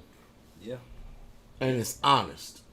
You know, when those, before she come in, Go ahead. when those concrete trucks showed up for our first concrete pour, there was extreme excitement and nervousness about the brother. Really? I was confident. You done seen them 1,000 times before. I've done it, but you know, everybody else kind of like them things loud, man. They big, they heavy, they intimidate. It's like, man, we're about to do this shit. Like, yeah, we can really do this. It's about to happen. It's here. Mercy. And when it shows up, you better have done everything. So, Well, Carol, Yes, sir. if I'd have told you, let me see, when I just got out of the military, I said, no, we're going back. I said, if I would have told you, I'm going to build a house. I'm going to build a community. I'm going to build you custom cabinets. I'm going to do this. I'm going to do that. I'm going to do that. What would you have said then? Then. I would have been very skeptical because you've never done anything like that before. All you knew was war. You hear that? You've been very skeptical because I've never done anything like that before because all I knew was war.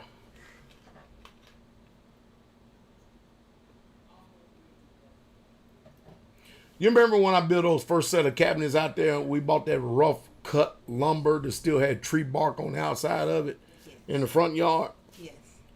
Yes. She went outside. She said, "What is that?" I said, "That's what I'm gonna build your cabinets out of." She goes, "Oh Lord." She thought we were gonna have some type of Daniel Boone cabinets or something like that, man, with them raccoon skins hanging off the side of it or something like that. Yeah. Pretty much. So now, after all these years and stuff, if I tell you that I'm going to do something, even though I've never had the experience in doing it, now what's your sentiments and thoughts? Now I believe you can do anything. If you say you are going to do it, I believe that you will figure out a way, find a way, learn how to do it, and you'll do it. Watch this. Deuteronomy 28, verse 12. Yah shall open unto thee his good treasure, the heaven to give the rain unto thy land in his season, and to bless all the work of thine hand. And thou shalt lend unto many nations, and thou shalt not borrow. Y'all hearing that? Sir. Huh? Yes, sir. Y'all hearing that? Oh, yeah. And then there's an old scripture that says, I can do all things through Christ that strengtheneth me. Hallelujah. So while you busy out there with all your damn excuses and stuff, I've already know who's the one who's the leading and the guiding. Mm-hmm. Hallelujah. You know, you're supposed to trust in y'all with all your heart. Yes. And in all y'all ways, Yes. acknowledge him and lean not to your own understanding. Hallelujah. And he'll direct your paths. Yes, indeed. How is he going to do that unless you get out, step out on the damn water, damn it? The water's fine. Function. Show you my faith. See, people talk shit. They talk about serving y'all, but they ain't about it. Thank you, honey. You know you throwing me under the bus, don't you?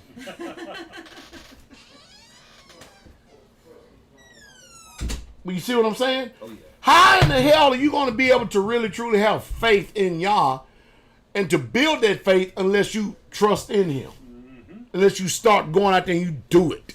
Yes, true.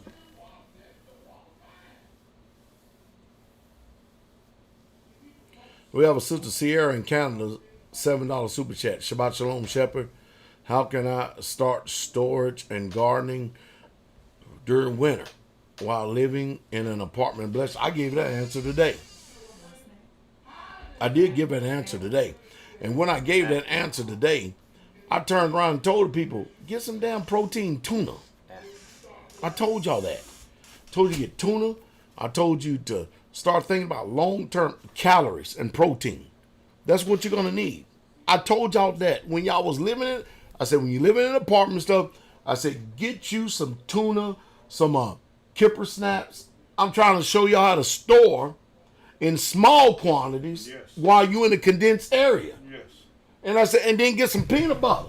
Yes. Because your body, believe it or not, it will function a long time if you give it the right amount of proteins and calories. Mm-hmm. See, you're sitting down at this American meal looking at this big-ass plate about like this.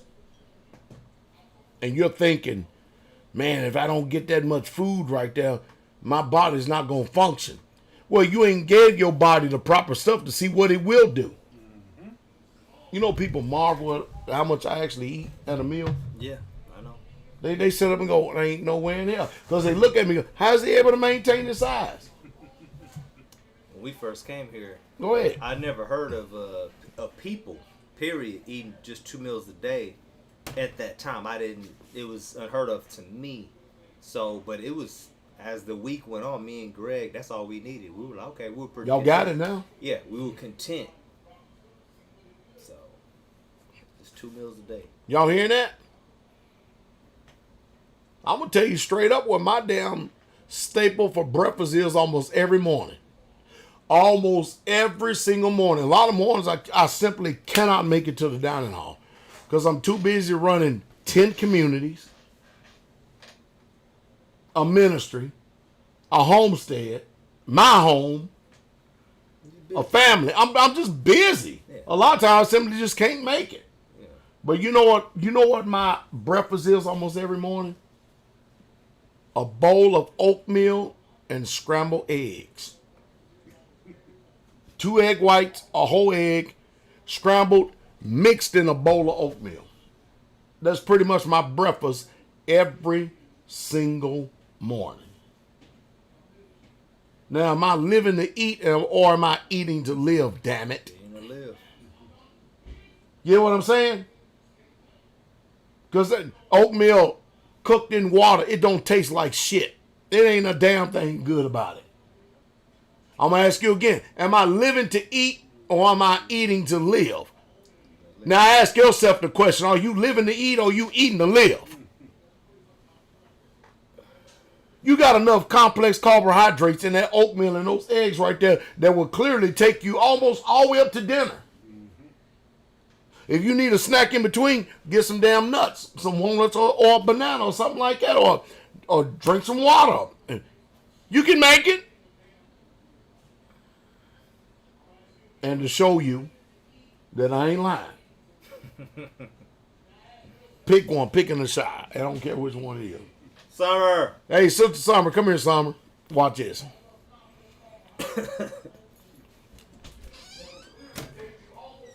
What's my staple for breakfast every morning? Oatmeal and eggs.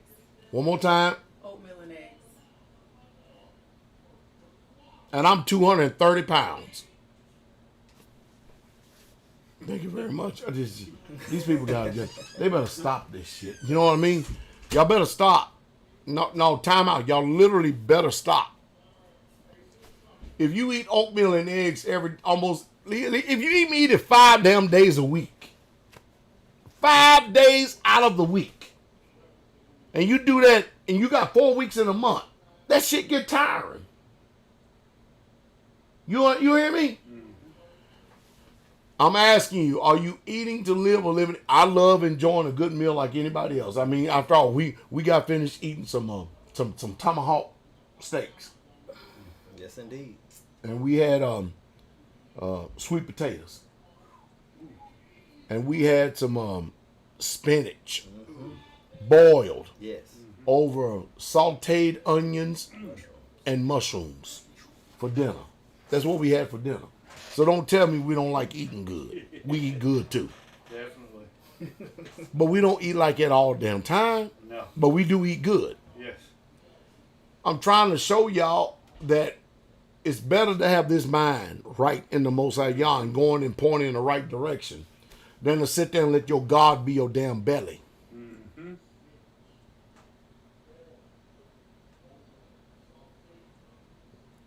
When you young, I remember when I was his age. Shit, man, we could eat a damn tank. Yes. That's right. I can't do that shit now.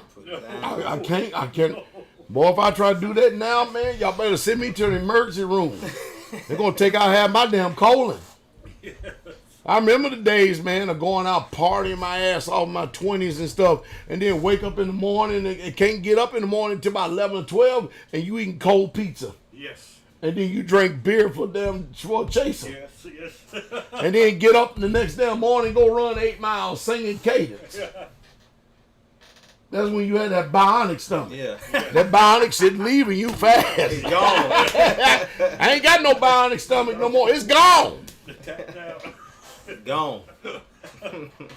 Just pay attention to wisdom. Yes. Let's get your shot. Let's go to DC and let's get him in here for a second. Call number 202. 202. Brother Yashah. DC, DMV area. Pastor Dowell, Elder Mitch, Teacher Shane. Blog Talk Radio. Straightway 2 radio broadcast. You're live, you're on the air. How can we help you, my brother? What you got? Brother Yashah. Shabbat Shalom, shepherds. Can you hear me? Oh, we got you loud and clear. Shabbat. Okay. Good. Good to hear your voice, shepherd. Shabbat Shalom, Elder Mitchell. How are you? Shalom. Bless your brothers. Shep, I learned so much at Straightway, Kentucky, my recent visit there. You know, I just witnessed such a spirit of excellence, order, such vision, such an anointing, and I'm just glad to have had the opportunity to come there and learn from Elder Mitchell, and that's just another testament, Pastor. You taught the men around you well, and it is a privilege to be discipled by Pastor Dowell and the elders. I learned so much. Just a great privilege. We're here learning, and immediately began to apply some of the things that we learned while at Kentucky, and even when I've been visiting other communities, just getting around to Indiana, Tennessee quite a few times, and here recently at Straightway, Kentucky, and gradually learning more and more, unlearning this abomination called Christianity and applying the Straightway. It's just been a phenomenal blessing to my life. So thank you, Elder Mitchell, for hosting us. My life has been transformed from this recent trip. The life of my Shia has been transformed. Thank you to all the saints that were there in Kentucky that poured into my Shia, that poured into me. We learned so much Our minds have been renewed, and we ready to work. And he right, Shepherd. He wouldn't let me lay that block. Good. But I wasn't offended. I understood. You didn't need a lay. And no, sir. He told me to pick it up, put it down. I picked it up and put it down. Some of them block, and that was a privilege. And we learned more about. Of course, I grew up on a farm every summer. I helped my granddaddy tend to the land, so I know a little bit there. I have a lot more to learn. But construction, we renovate houses here in the D.C. area. But construction, never had an opportunity to do foundation work. That was a privilege just to have a chance to do that. I did some tamping, used a laser survey. I'm up there reading books, taking classes, learning everything. Yes, sir. Come on, brother. You can talk to me about this. According to the word of the Most High Yah, how important is foundation work? You know what? It's funny you said that because I was just thinking about that. This is ministry. The construction work is so much like ministry. It's in parallel. They go hand in hand. And having a foundation in ministry is so important. Having that relationship with the Most High, having that foundation of prayer, fasting, understanding authority. It's no different. Having a balance, being equal, being even, being balanced. The scripture says that a false balance is an abomination to the Most High Yah. Having a foundation, having it equal, having it completely level is so important. The measurements, so precise, so exact, so specific. The level of detail. It's the same principles in ministry. I tell some of the young men here all the time, don't be in a rush. Take your time. Let the Most High do it. Learn. Learn from the older men. It's just a privilege. And I tell people all the time, sometimes the anointing isn't taught, it's caught. And we have an awesome privilege to get out there and you're going to learn about ministry by going out there on the construction site. You're going to learn how to preach by nailing some nails, put some board together. You're going to learn how to preach by putting some block down. You're going to learn how to pray and fast and how to minister to other people by learning how to take instructions, taking some rebuke without getting offended, taking it, keep on moving. It's a blessing. So, Pastor, it's just a privilege, I'm just so, Elder Mitch, thank you, man. I learned so much. Thank you. Every time I have a chance it's just another impartation. It is just such an evidence that the work we are doing. The last thing I want to say is this. I had a chance to just kind of, I keep up with different people on Facebook. I'm witnessing some of the ministries, these mega ministries, different camps that I've, met over the years and 25, almost 30 years of ministry. And I'm looking at them, and they're just talking about the same things over. They're trying to fill up a building instead of trying to get out here and be sensitive to what the Spirit is saying. And let me tell you something. Pastor Dowell, I've been all through this land. I've been up and down, back and forth. You are the man of the Most High Yah for this time and for this generation. I have no doubt in my mind. There's no doubt in my mind. It's a privilege. We all men of Yah, but you are the man of Yah. So it is a it's a privilege to have an opportunity to learn, to be discipled, to be shepherded. So thank you. Keep doing what you're doing. We're making excellent progress here for the conference. I have an update for you. You know how I'll send you a report so you can have it and read it at your own time. Hey. And we have some other things going. Yes, sir. Hey, bro, Rob, did you get my email when I sent you the picture? I did. Yes, sir. I've been busy because I started a new contract on the 5th. No, that's fine. That's fine. That's good. But I did receive it. That's good. Yes, that's sir, good. I did receive it. Take care of it in your own time. We made a lot of progress. We got all the. Yes, sir. Elder Mitch, we got a question for you. I'm just trying to. Yep. Yes, sir. Yes, sir. Yes, sir. Hey, so did you want to tell the folks how important it is to follow instruction and follow detailed directions? Yes, sir. Detailed, exact, specific instruction. Yeah, we got good leaders, Israel. I'm telling you that right now. We got some good leaders, and in summary, Elder told me, if you come out here to the country, don't depend on that GPS.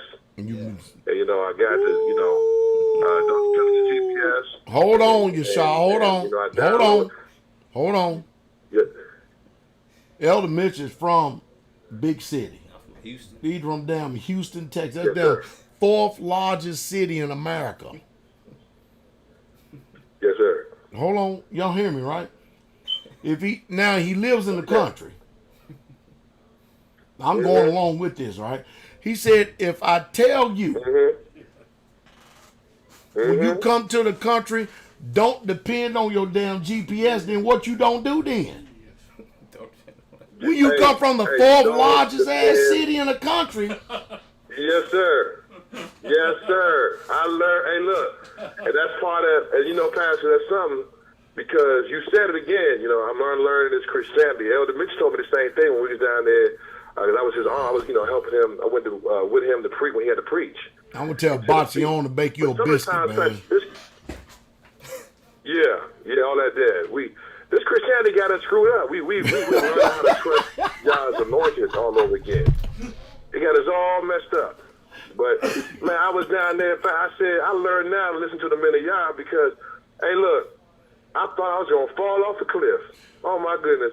Elder Mitchell had to come save me, literally. He had to come believe it. deliver. He was a I literally believe it. Oh my goodness, man! I took the exact opposite route. I'm going down valleys, hills. If I ain't had that big pile for 3,500, I wouldn't have been able to make it. That dually, oh my goodness! When he knocked on the door, you know, of course, you know, I stay at the red. I got my pistol in reach, but he knocked on the door. It was like an angel from heaven that knocked on my door. And let me tell you something. That country back there, that's a land. That land is so blessed. Oh, I know it is. I'm telling you. But yeah. Oh, yeah. It's blessed. Hey, I'm going blessed. to tell you something, Yashawn. So, Elder Mitchell Yes, and sir. them just got out there to the land. That's a big-ass property. I mean, it's like 80-something acres of damn land. It's a lot of damn land, right? Yeah. And there's this one heathen that's like got like an acre. And how many? He got an acre. Got an acre of land like right on it. He going to die soon one day. We're gonna take it. We're going to take it, right? Oh, yeah. So they said he was cutting no damn food one day. yeah. I was up there. Man, the first thing I did was start going up there and firing off my firearm, man. And I started screaming and hollering and every damn thing and saying, bring your ass out. Pow, pow, pow, pow, pow. Yeah. Wow. Yeah, the mission already done spoke on. He said he gonna get that land. Man, it's already there. Gonna burn it to the ground. Yeah, I'm gonna burn that house. Yeah. Oh, we're gonna purge it. We're gonna knock it down with a damn dozer. We're gonna Yeah. burn that shit. And Now, for all you people Yeah. out there to listen, that's after his ass is gone. I got to put that in there. Because most of you people, Right. you damn Exactly. FBI and TBI and KBI and everything, Our y'all be children trying to will look for inherit. shit up. Yeah. We're going to get that damn piece of land. That's ours. Our Yeah. children will inherit. And we're going to build a bigger and a better house there. Yeah. Because the plumbing is already in place. There you go. Yeah, I mean, you understand? He's deteriorating. You should he's deteriorating on his own. It ain't. He just gonna fall out. That's it. He's just gonna fall out. I met his sorry ass. But anyway, I'm sorry, you shot. Go ahead, man. I got drone footage. Down Man, over his house. you didn't give it to me, man, before on you that land, left. too. I meant to get it from you. I got before it. you I left. uploaded it. Yes, sir. I get it. I'll upload. I got it uploaded for you. Yes, sir. You're Elder. gonna need to get it to I me got so I it. can download it. Some sister asked me, was it okay to Yes, drink sir, some I'll do wine that. on Shabbat? Drink some wine on Shabbat. I probably need to do it. Yeah. I probably need to do that. Here you go. No, I'm showing. You said drink some wine. Oh, okay. I'm like, I probably need to drink. Yeah, we drink some wine. You need to drink some wine on Shabbat. We all right. We good. But Yashah, I'm proud of you, man. You need to keep staying the course. I'm gonna say something to you. You ready? You worked hard too. Yes, sir. Keep the humility, because Yes, sir. before honor is always humility. You got to remember, you're learning a whole total different way that's been given to you, and you're doing a damn good job thus far. So keep the humility, and the Most High Yah will bless you. Indeed. We enjoyed you out there Indeed. in Kentucky, man. We Yes. really enjoyed having you and Batsy on there and your daughter. It was really nice. That little daughter's smart. I mean, She is, isn't she? She's smart, man. She really She is. smart. That Bacion doing yeah. a damn good job with Yeah, it. yeah, she Oh, yeah. homeschools her and everything, and she brings such a sweet presence. All the sisters enjoyed her. They all speak well of her. No one has anything bad to say. We really enjoyed you guys being there, and it was nice. So we look forward to having you guys back the next time. next time you guys do come. You say you want to come back, so don't worry. When Pastor put out his APB, you can come back.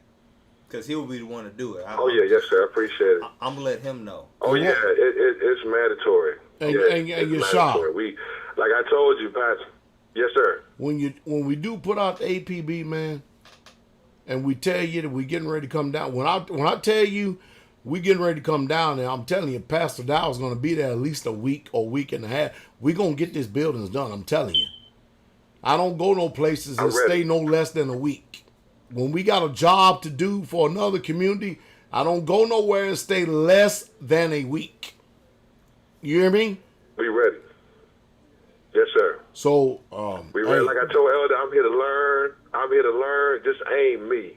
Just load me up and aim me. The only thing we're going to ask of you is when Elder Mitch or somebody give you direction, the Bible even teaches us trust in Yah with all your heart. And in all your ways acknowledge him and lean not to your own understanding. We're going to ask you, brother, don't bring your ass out here to this damn country in the damn backwoods of Kentucky trying to follow a GPS. Follow instructions. Listen to directions. Indeed. And we're looking forward to seeing you. And we're going to get you there. Hey, that GPS, I believe, Shepherd and the elders, that you, if I can use the English, that GPS is you are the God's positioning system for Israel for this time and season. Well, we give all glory to the Most High Yah, man, and hope that he continue to keep leading and guiding. Because without a clear voice, and the Bible says without a vision, the people perish. We got to have that vision. Somebody got to stay connected in order for all of us, and it can't be everybody connected. If Korah, Dathan, and Abiram was connected, then Moses was off. Somebody got to be connected. And I don't take no glory in being connected. Matter of fact, I take the most humility in all of it. That's why I work so damn hard. To try to show the people that the kingdom of Yah works the direct opposite. It's not like this damn corporation shit in the damn America. No. Where you just sit up and bark out orders, sit behind the damn desk and all this order. No. Leading by example is leading from the front. They do what Moses did? Yes, he did. And you prepare the next generation. There it is. That's where we at. Indeed. And then they prepare the generation after them. There it is. I don't know nobody more serious about the next generation than Elder Mitch. You say you're 35? 35. Damn, that's when you turn 36. March. Damn, we about 20 years apart. I didn't know we was that far apart. Yeah. I'm old enough to be your daddy. We've been on that. I've been knowing that. I'm just throwing it in, man. You gotta go with me sometime, man.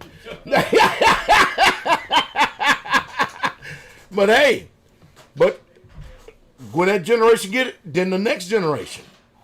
Are you following me? Indeed. And that generation's got to run successfully in the same vein as the generation that preceded it. Even more vigor. Is that making sense? They got to be better. Yeshua. Yes, sir. Does that make sense? Oh yeah, it makes perfect sense. Yes, sir. Yeshua, guess what, Yes, man? sir. I've been back from Mexico, man. I've already done had to put 7 people out of the ministry just this week alone.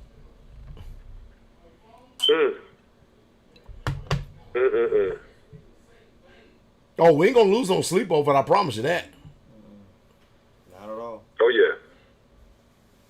And Most High, what you say, Pastor? Most High add by subtracting And multiply by dividing. dividing. Yep. All right, that's it. Stay the course, man. About to Hey, add. and make Big sure time. that you keep us abreast as far as DMV. I'm gonna put that out too because we've already met the Roman turn of the year. So it's I know it's summertime in February, right? February. I believe so. Yes, sir. I was talking back and forth with Elder Rufus. He was giving me some guidance and direction on that, and so we are nailing down doing the final preparations on we switched up the venue based on price and cost, and so we'll have an update for you this week. Well, I want to say this. Listen to y'all. I want everybody in the ministry to listen for a second, okay? If you don't hear me, and then Elder Rufus tells you something, you need to take it as if it came straight from me. Indeed. Because he's not going to communicate anything outside of the ministry. Elder Rufus is not a selfish man. Amen. Am I making any sense? I mean. You get it? Oh, If Elder Mitch tell you something, Yes, sir, you need to take it as if it literally came from me. Indeed. And we do. Yes, sir. They're not going to communicate anything outside of that. Y'all give them a revelation stuff. That, hey, I promise you, that many of y'all, they know how to be directed, led, and guided and stuff. They also know there's an order to everything. I know there's an order to everything. That's why I never kicked against the old bishop. But boy, the bishop would turn over in his grave. He see that shit that's going on down there today, wouldn't he, bro? Saying he would raise hell. He would turn that damn whole church system upside down. If he would, if he seen that stuff that's going on down there today. Mm-hmm. But we're gonna get this done though. So at least give us give everybody a tentative date for us, the DMV out there in February, so we can get our minds shaped in here. Yes, sir. We're looking at the 3rd or 4th week of February, pending an update we get from the venue this week, upcoming week. 3rd or 4th week of February. All right, we'll lock it down. We will definitely lock it down, okay? Yes, sir. And then we got to, of course, see what the hell Biden and Harris going to do if they get in the office. I said if they get in office. Right. All right, my brother. Hey, wish you and your family well. Oh, yes, sir. Bless you. Wish everyone well. Bless everyone. Shalom, Israel. Shabbat shalom. See y'all soon. Shalom. Bless you, my Love brother. y'all. That's a good brother right there, though. Yes. He's a good brother. Yes. And apparently, Elder, man, you know I'm trying to limit everything, right? But apparently, brother, we got a trip we got to take out to Portland, Oregon. Mm-hmm. I hope it ain't down Portland, Oregon, because they damn tearing that damn city up and burning it to the ground. Yeah, they are. They are tearing that place up out there. The West is wild. I mean, it's the wild, wild west, isn't it? It's wild. Let's get this one more phone call here. Gene, 612. Gene, 612. Pastor Dowell, Elder Mitchell, Teacher Shane. Straight with you, the radio broadcast. You're live. How can we help you, my brother? Are you there? Yes, sir. Yes, sir. Shabbat shalom, my shepherd. Shabbat shalom. Shalom. Shabbat shalom, elder and teacher. Shalom. Shalom. So, you gave me some advice quite a bit ago, and I'm too damn dumb sometimes and stubborn to know what the hell I'm doing or what you're talking about, but you told me to get my house in order. It's not there yet. Well, hold on. Take your time. The Bible does teach us, right, that if a man does not rule his own house, how shall he be able to take care or rule the house of Yah? True. Is that right? Yes. That's what the word says, right? Yes, it Yes, does. sir. All right, proceed on, Yes, Brother sir. Gene. So what I realized as I began to get my house in order was it wasn't my house that was out of order. Yeah, it was you. Me that was out of order. Yeah. It was me. And I want to kind of piggyback on what our brother just said about you being the GPS, straightway being GPS. I had a discussion with my mom. This was just a couple days ago. And she made some comment, and I've heard this stuff before, but I just, something raised up in me. She goes, well, son, is there any other, a ministry like Pastor Dowell? And I said, Mom, I'm going to tell you something. That's the same dumb ass question that the people asked of Noah and the ark.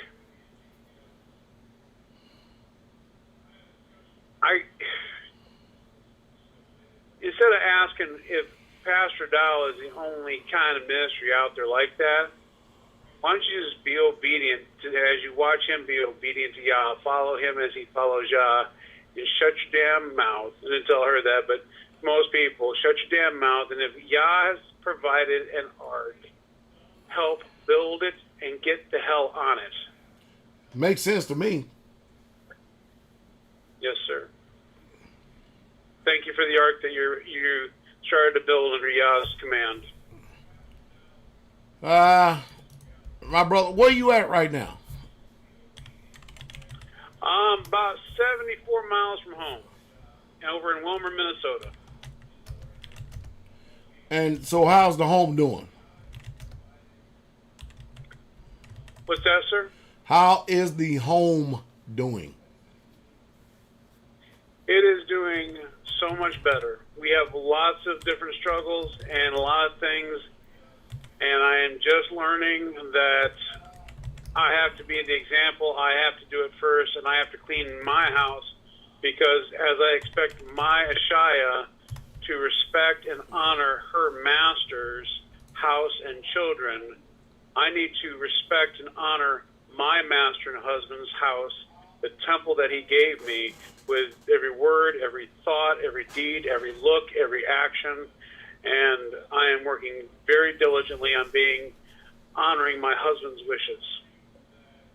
And my family is falling in line as I follow Christ. All right, my brother. Glory to the King. Bless you, shepherd. Bless you, elder and teacher.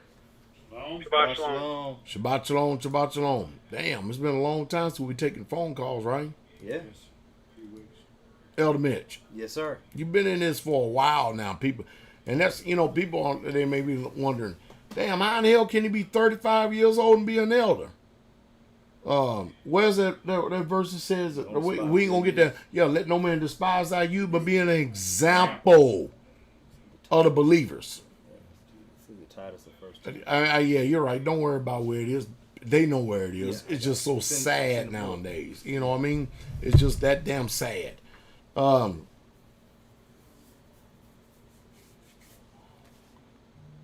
It'd be 10 years this year. It's been a long ass time. I mean, like I said, you started in your youth.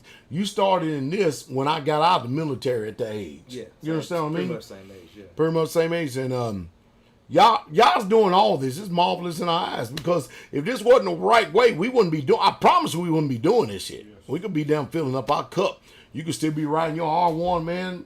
Yeah. We probably got an updated one by then, though. Down damn highways and every damn thing. That thing.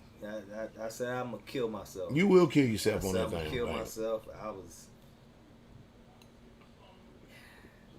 It ain't worth mentioning. But yeah, I got rid of it. Yeah. And because them damn things, boy, Jesus, boy. I had a Harley Davidson, man, a street glide. That thing was too heavy for me, man. I should have had. Greg liked that stuff, man. Greg had actually, bike was lighter than mine. Really? The Harley he that had. Big ass Harley? No. My Harley was bigger than his. You never seen my Harley? I did not. I seen your R1. No, R6. R6. I had R6 and I had a street glide. I think he had a Heritage. And then something else, I believe. I can't remember, but his was lighter than mine. Greg had some custom pipes on that damn thing. Greg got takes. I just keep it real. Greg was clean. He's still clean. Greg clean, man. He always have been clean. If I ever get cleaned up, people gonna go crazy.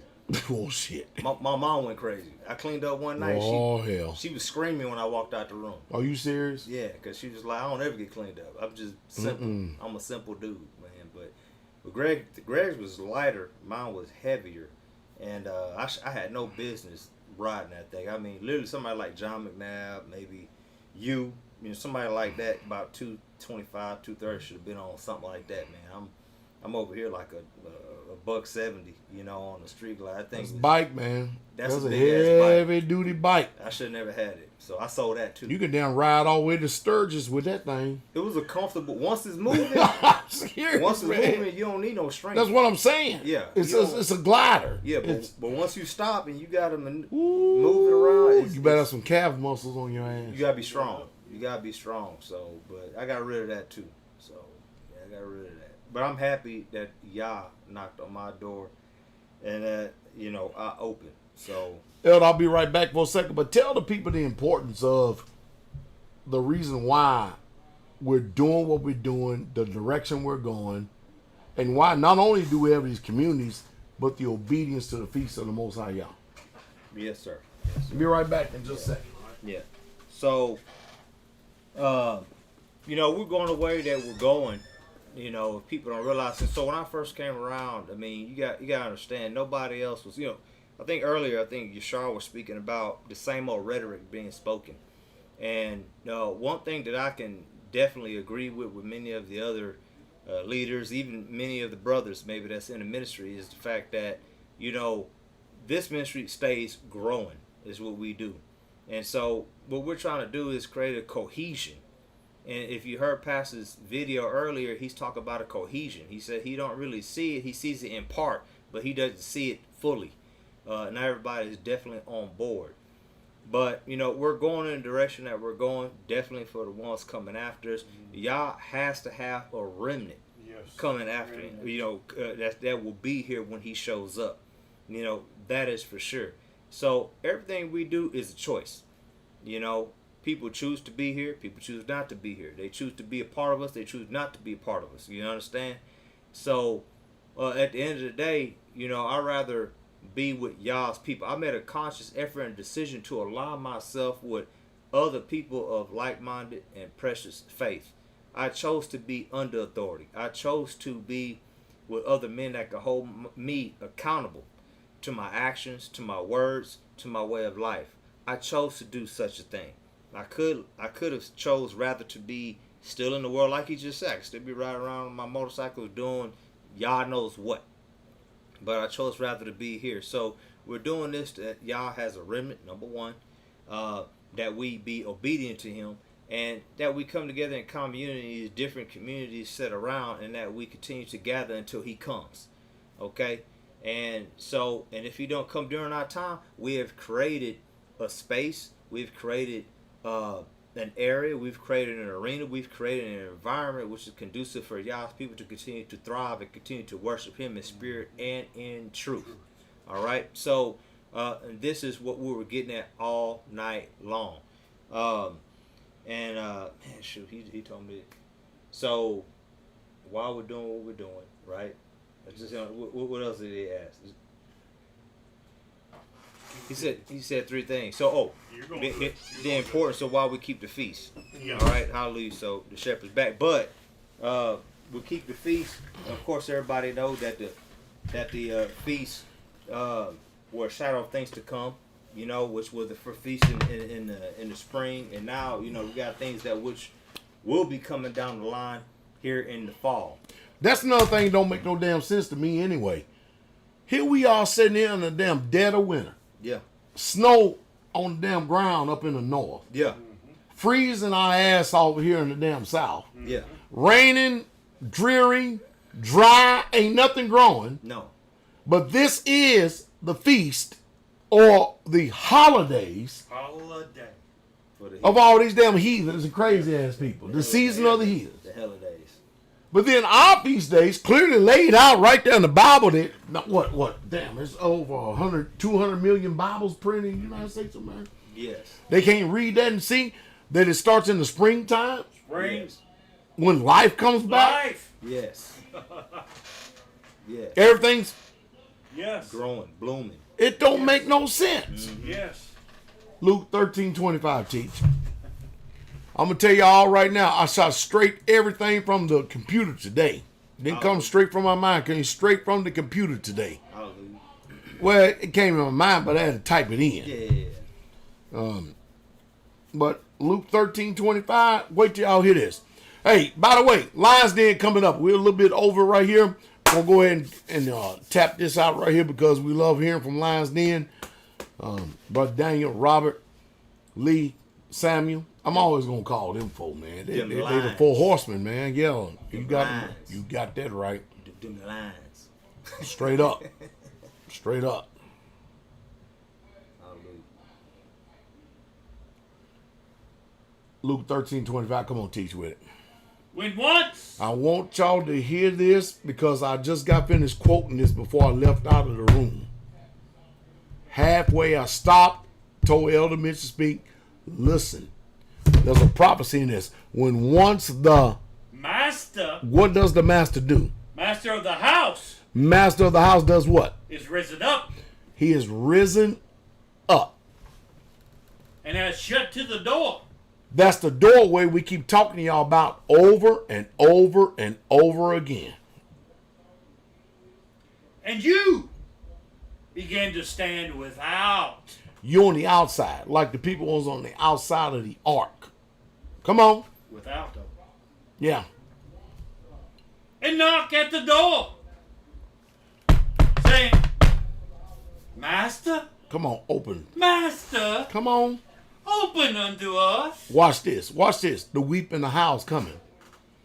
And he shall answer and say unto you, What is he going to say? I know you not. I don't know you. I don't know. Listen, I don't. The Bible says, he that says that he loves me and keepeth not my commandments is a liar, and the truth is not in him. The Bible says, how can you say that you love Yah who you can't see? You say you love him who you can't see, but you don't love your brother who you can see. I show you a liar, and the truth is not even in you. If you love me, you'll keep my commandments. Read, teach. I know you not. He said, I don't know you. And the reason why I don't know you, because you have a certain ethic about you, a certain work ethic about you that is contrary to eternity. Read on. I know you not whence you are. Then you shall begin to say, We have eaten and drunk in thy presence, and thou hast taught in our streets. But he shall say, I tell you, I know you not whence you are. Depart from me, You what? all you workers of iniquity. Workers of iniquity is workers of lawlessness. You ain't got no law. You got the law of do as thou wilt. Whatever pleases me. Satanic doctrine. Yep. We are people of order. We are under order. We are under lawful order. We are obedient people. Yeah, we kind of like doing what we told because it's safety. And if Yah is an individual by himself, but there's safety in the multitude of that counsel. I promise you that. I had some asshole. Can I say that word and still be on there? Well, I guess we're going to see then. Hey-ho. They turned around and said it to me. And they said, well, I've heard many testimonies of people after they died, it was just nothing but darkness. And it was just nothing. I said, wait a minute. You living, but you heard the testimony of people who have since gone on. And there's nothing but darkness. How dumb your ass can be. Come on, here. Are you serious? How dumb your ass can be? You gotta be kidding me.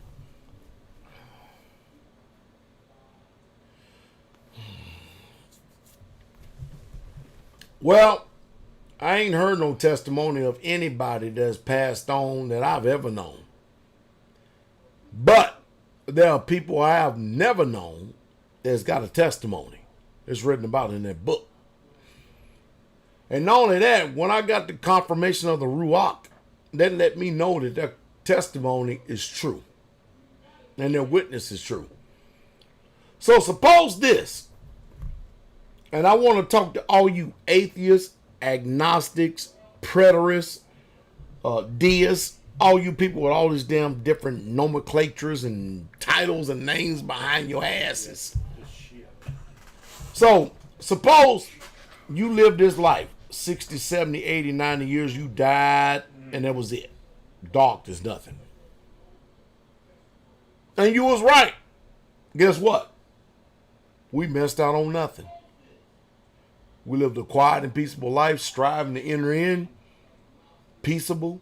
We enjoyed our families. We enjoyed being what we call righteous, keeping the culture.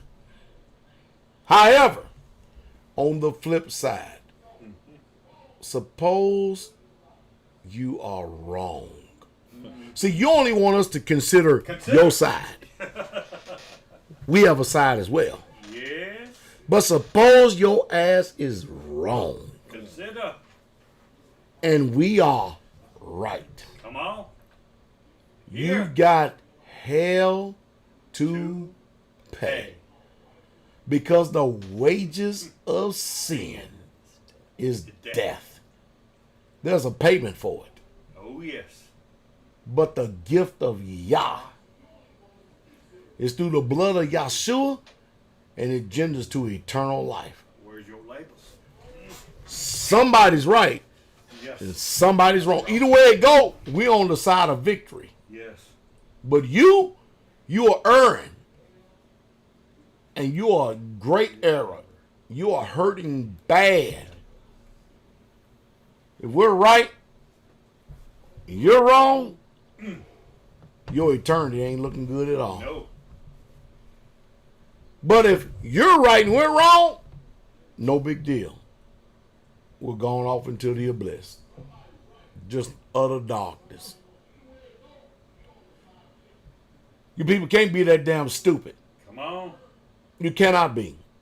If you look at the witness and testimony from Abraham all the way up until this point right now, we go to Abraham, we go to Jacob, Yes. we can go to Moshe, It's written. all the way to Samuel, It's written. up to David, It's written. up to Yahshua, all the apostles. Skip every damn thing else in between because they ain't worth shit in this damn so-called damn dark ages. Come on. And then you look at us on the other side of this, the Osperos. Those of us are filled with the Holy Spirit and have the power of Yah, that we are casting out devils and getting people filled with the Ruach HaKodesh. Come on. When William Seymour and them first came across the baptism of the Holy Spirit, which has been hidden for centuries. And we're here now. Yes, we are. And manifesting the power of Yah Yes. in the beauty of holiness and the strength of truth. Hallelujah. You know, ain't gonna sit up and tell me that the eternal is dead when his people are still here. Come on. No, your ass is wrong. You're 100% wrong. You can be a religious all you want. You're wrong. Hallelujah. And we're right because he's right. Yes, sir. Y'all missing it. Y'all missing the boat big time. Yes. So enjoy your life of foolishness and frivolity Your life. and your reveling. Yeah. Your vapor of mist you hear it and you're gone. Yes. Take your chances in all your damn pagan holidays. Yes. Temple. Enjoy your little family time and all the other mess. So temporal. But I guarantee you one thing, you're going to know Israel has been amongst you. Come on. The fool have said in his heart that there is no Yah. You people in trouble. Y'all in some very serious trouble. But all you that support Straightway Truth Ministries, we bless each and every last one of you in the sweet, precious, and strong, victorious, and mighty, overcoming name of our soon-coming King, Yahshua HaMashiach, Jesus the Christ. We'll see y'all tomorrow morning, 11 a.m. Central Standard Time. We're back on spiritual warfare. What the devil didn't want. Because so many of y'all just submitting to him at his damn will, you allow a damn funky, raunchous ass thought to enter into your mind and you go off with him. Go a-soaring. The very thing he didn't want, we're back at it again. We're not a couple of months late. We're right on time. We're going to hit spiritual warfare again. Hot and heavy. First thing in the morning. Hallelujah. We're going to put the defibrillator back on some of y'all mind who done let these things slip and let things go by. We're going to attack Satan's kingdom. So Satan, we're putting you and all your demons on notice. We're coming for you. You're not going to sit up there and just whoop us and whoop up on the damn uninformed Israelites and stuff. Nah, we're here again. Just when you thought that we was going to slip off into being righteous and being religious and all this stuff, hell no. You started that shit. We're going to end it. Because it's already been finished by the Messiah. We're going to make sure it comes to a completion by using him and his authority and his righteousness. Oh, we know you're a formidable foe. Now you're dealing with the Israelites. You're dealing with the people who are believers. And all of you that are submitted to his damn will, is trying to get his damn will done and accomplished, guess what? You ain't got to worry about for hell to pay. You got hell to pay while you're alive here on this earth. You done messed around and fooled around with coming. Shalom.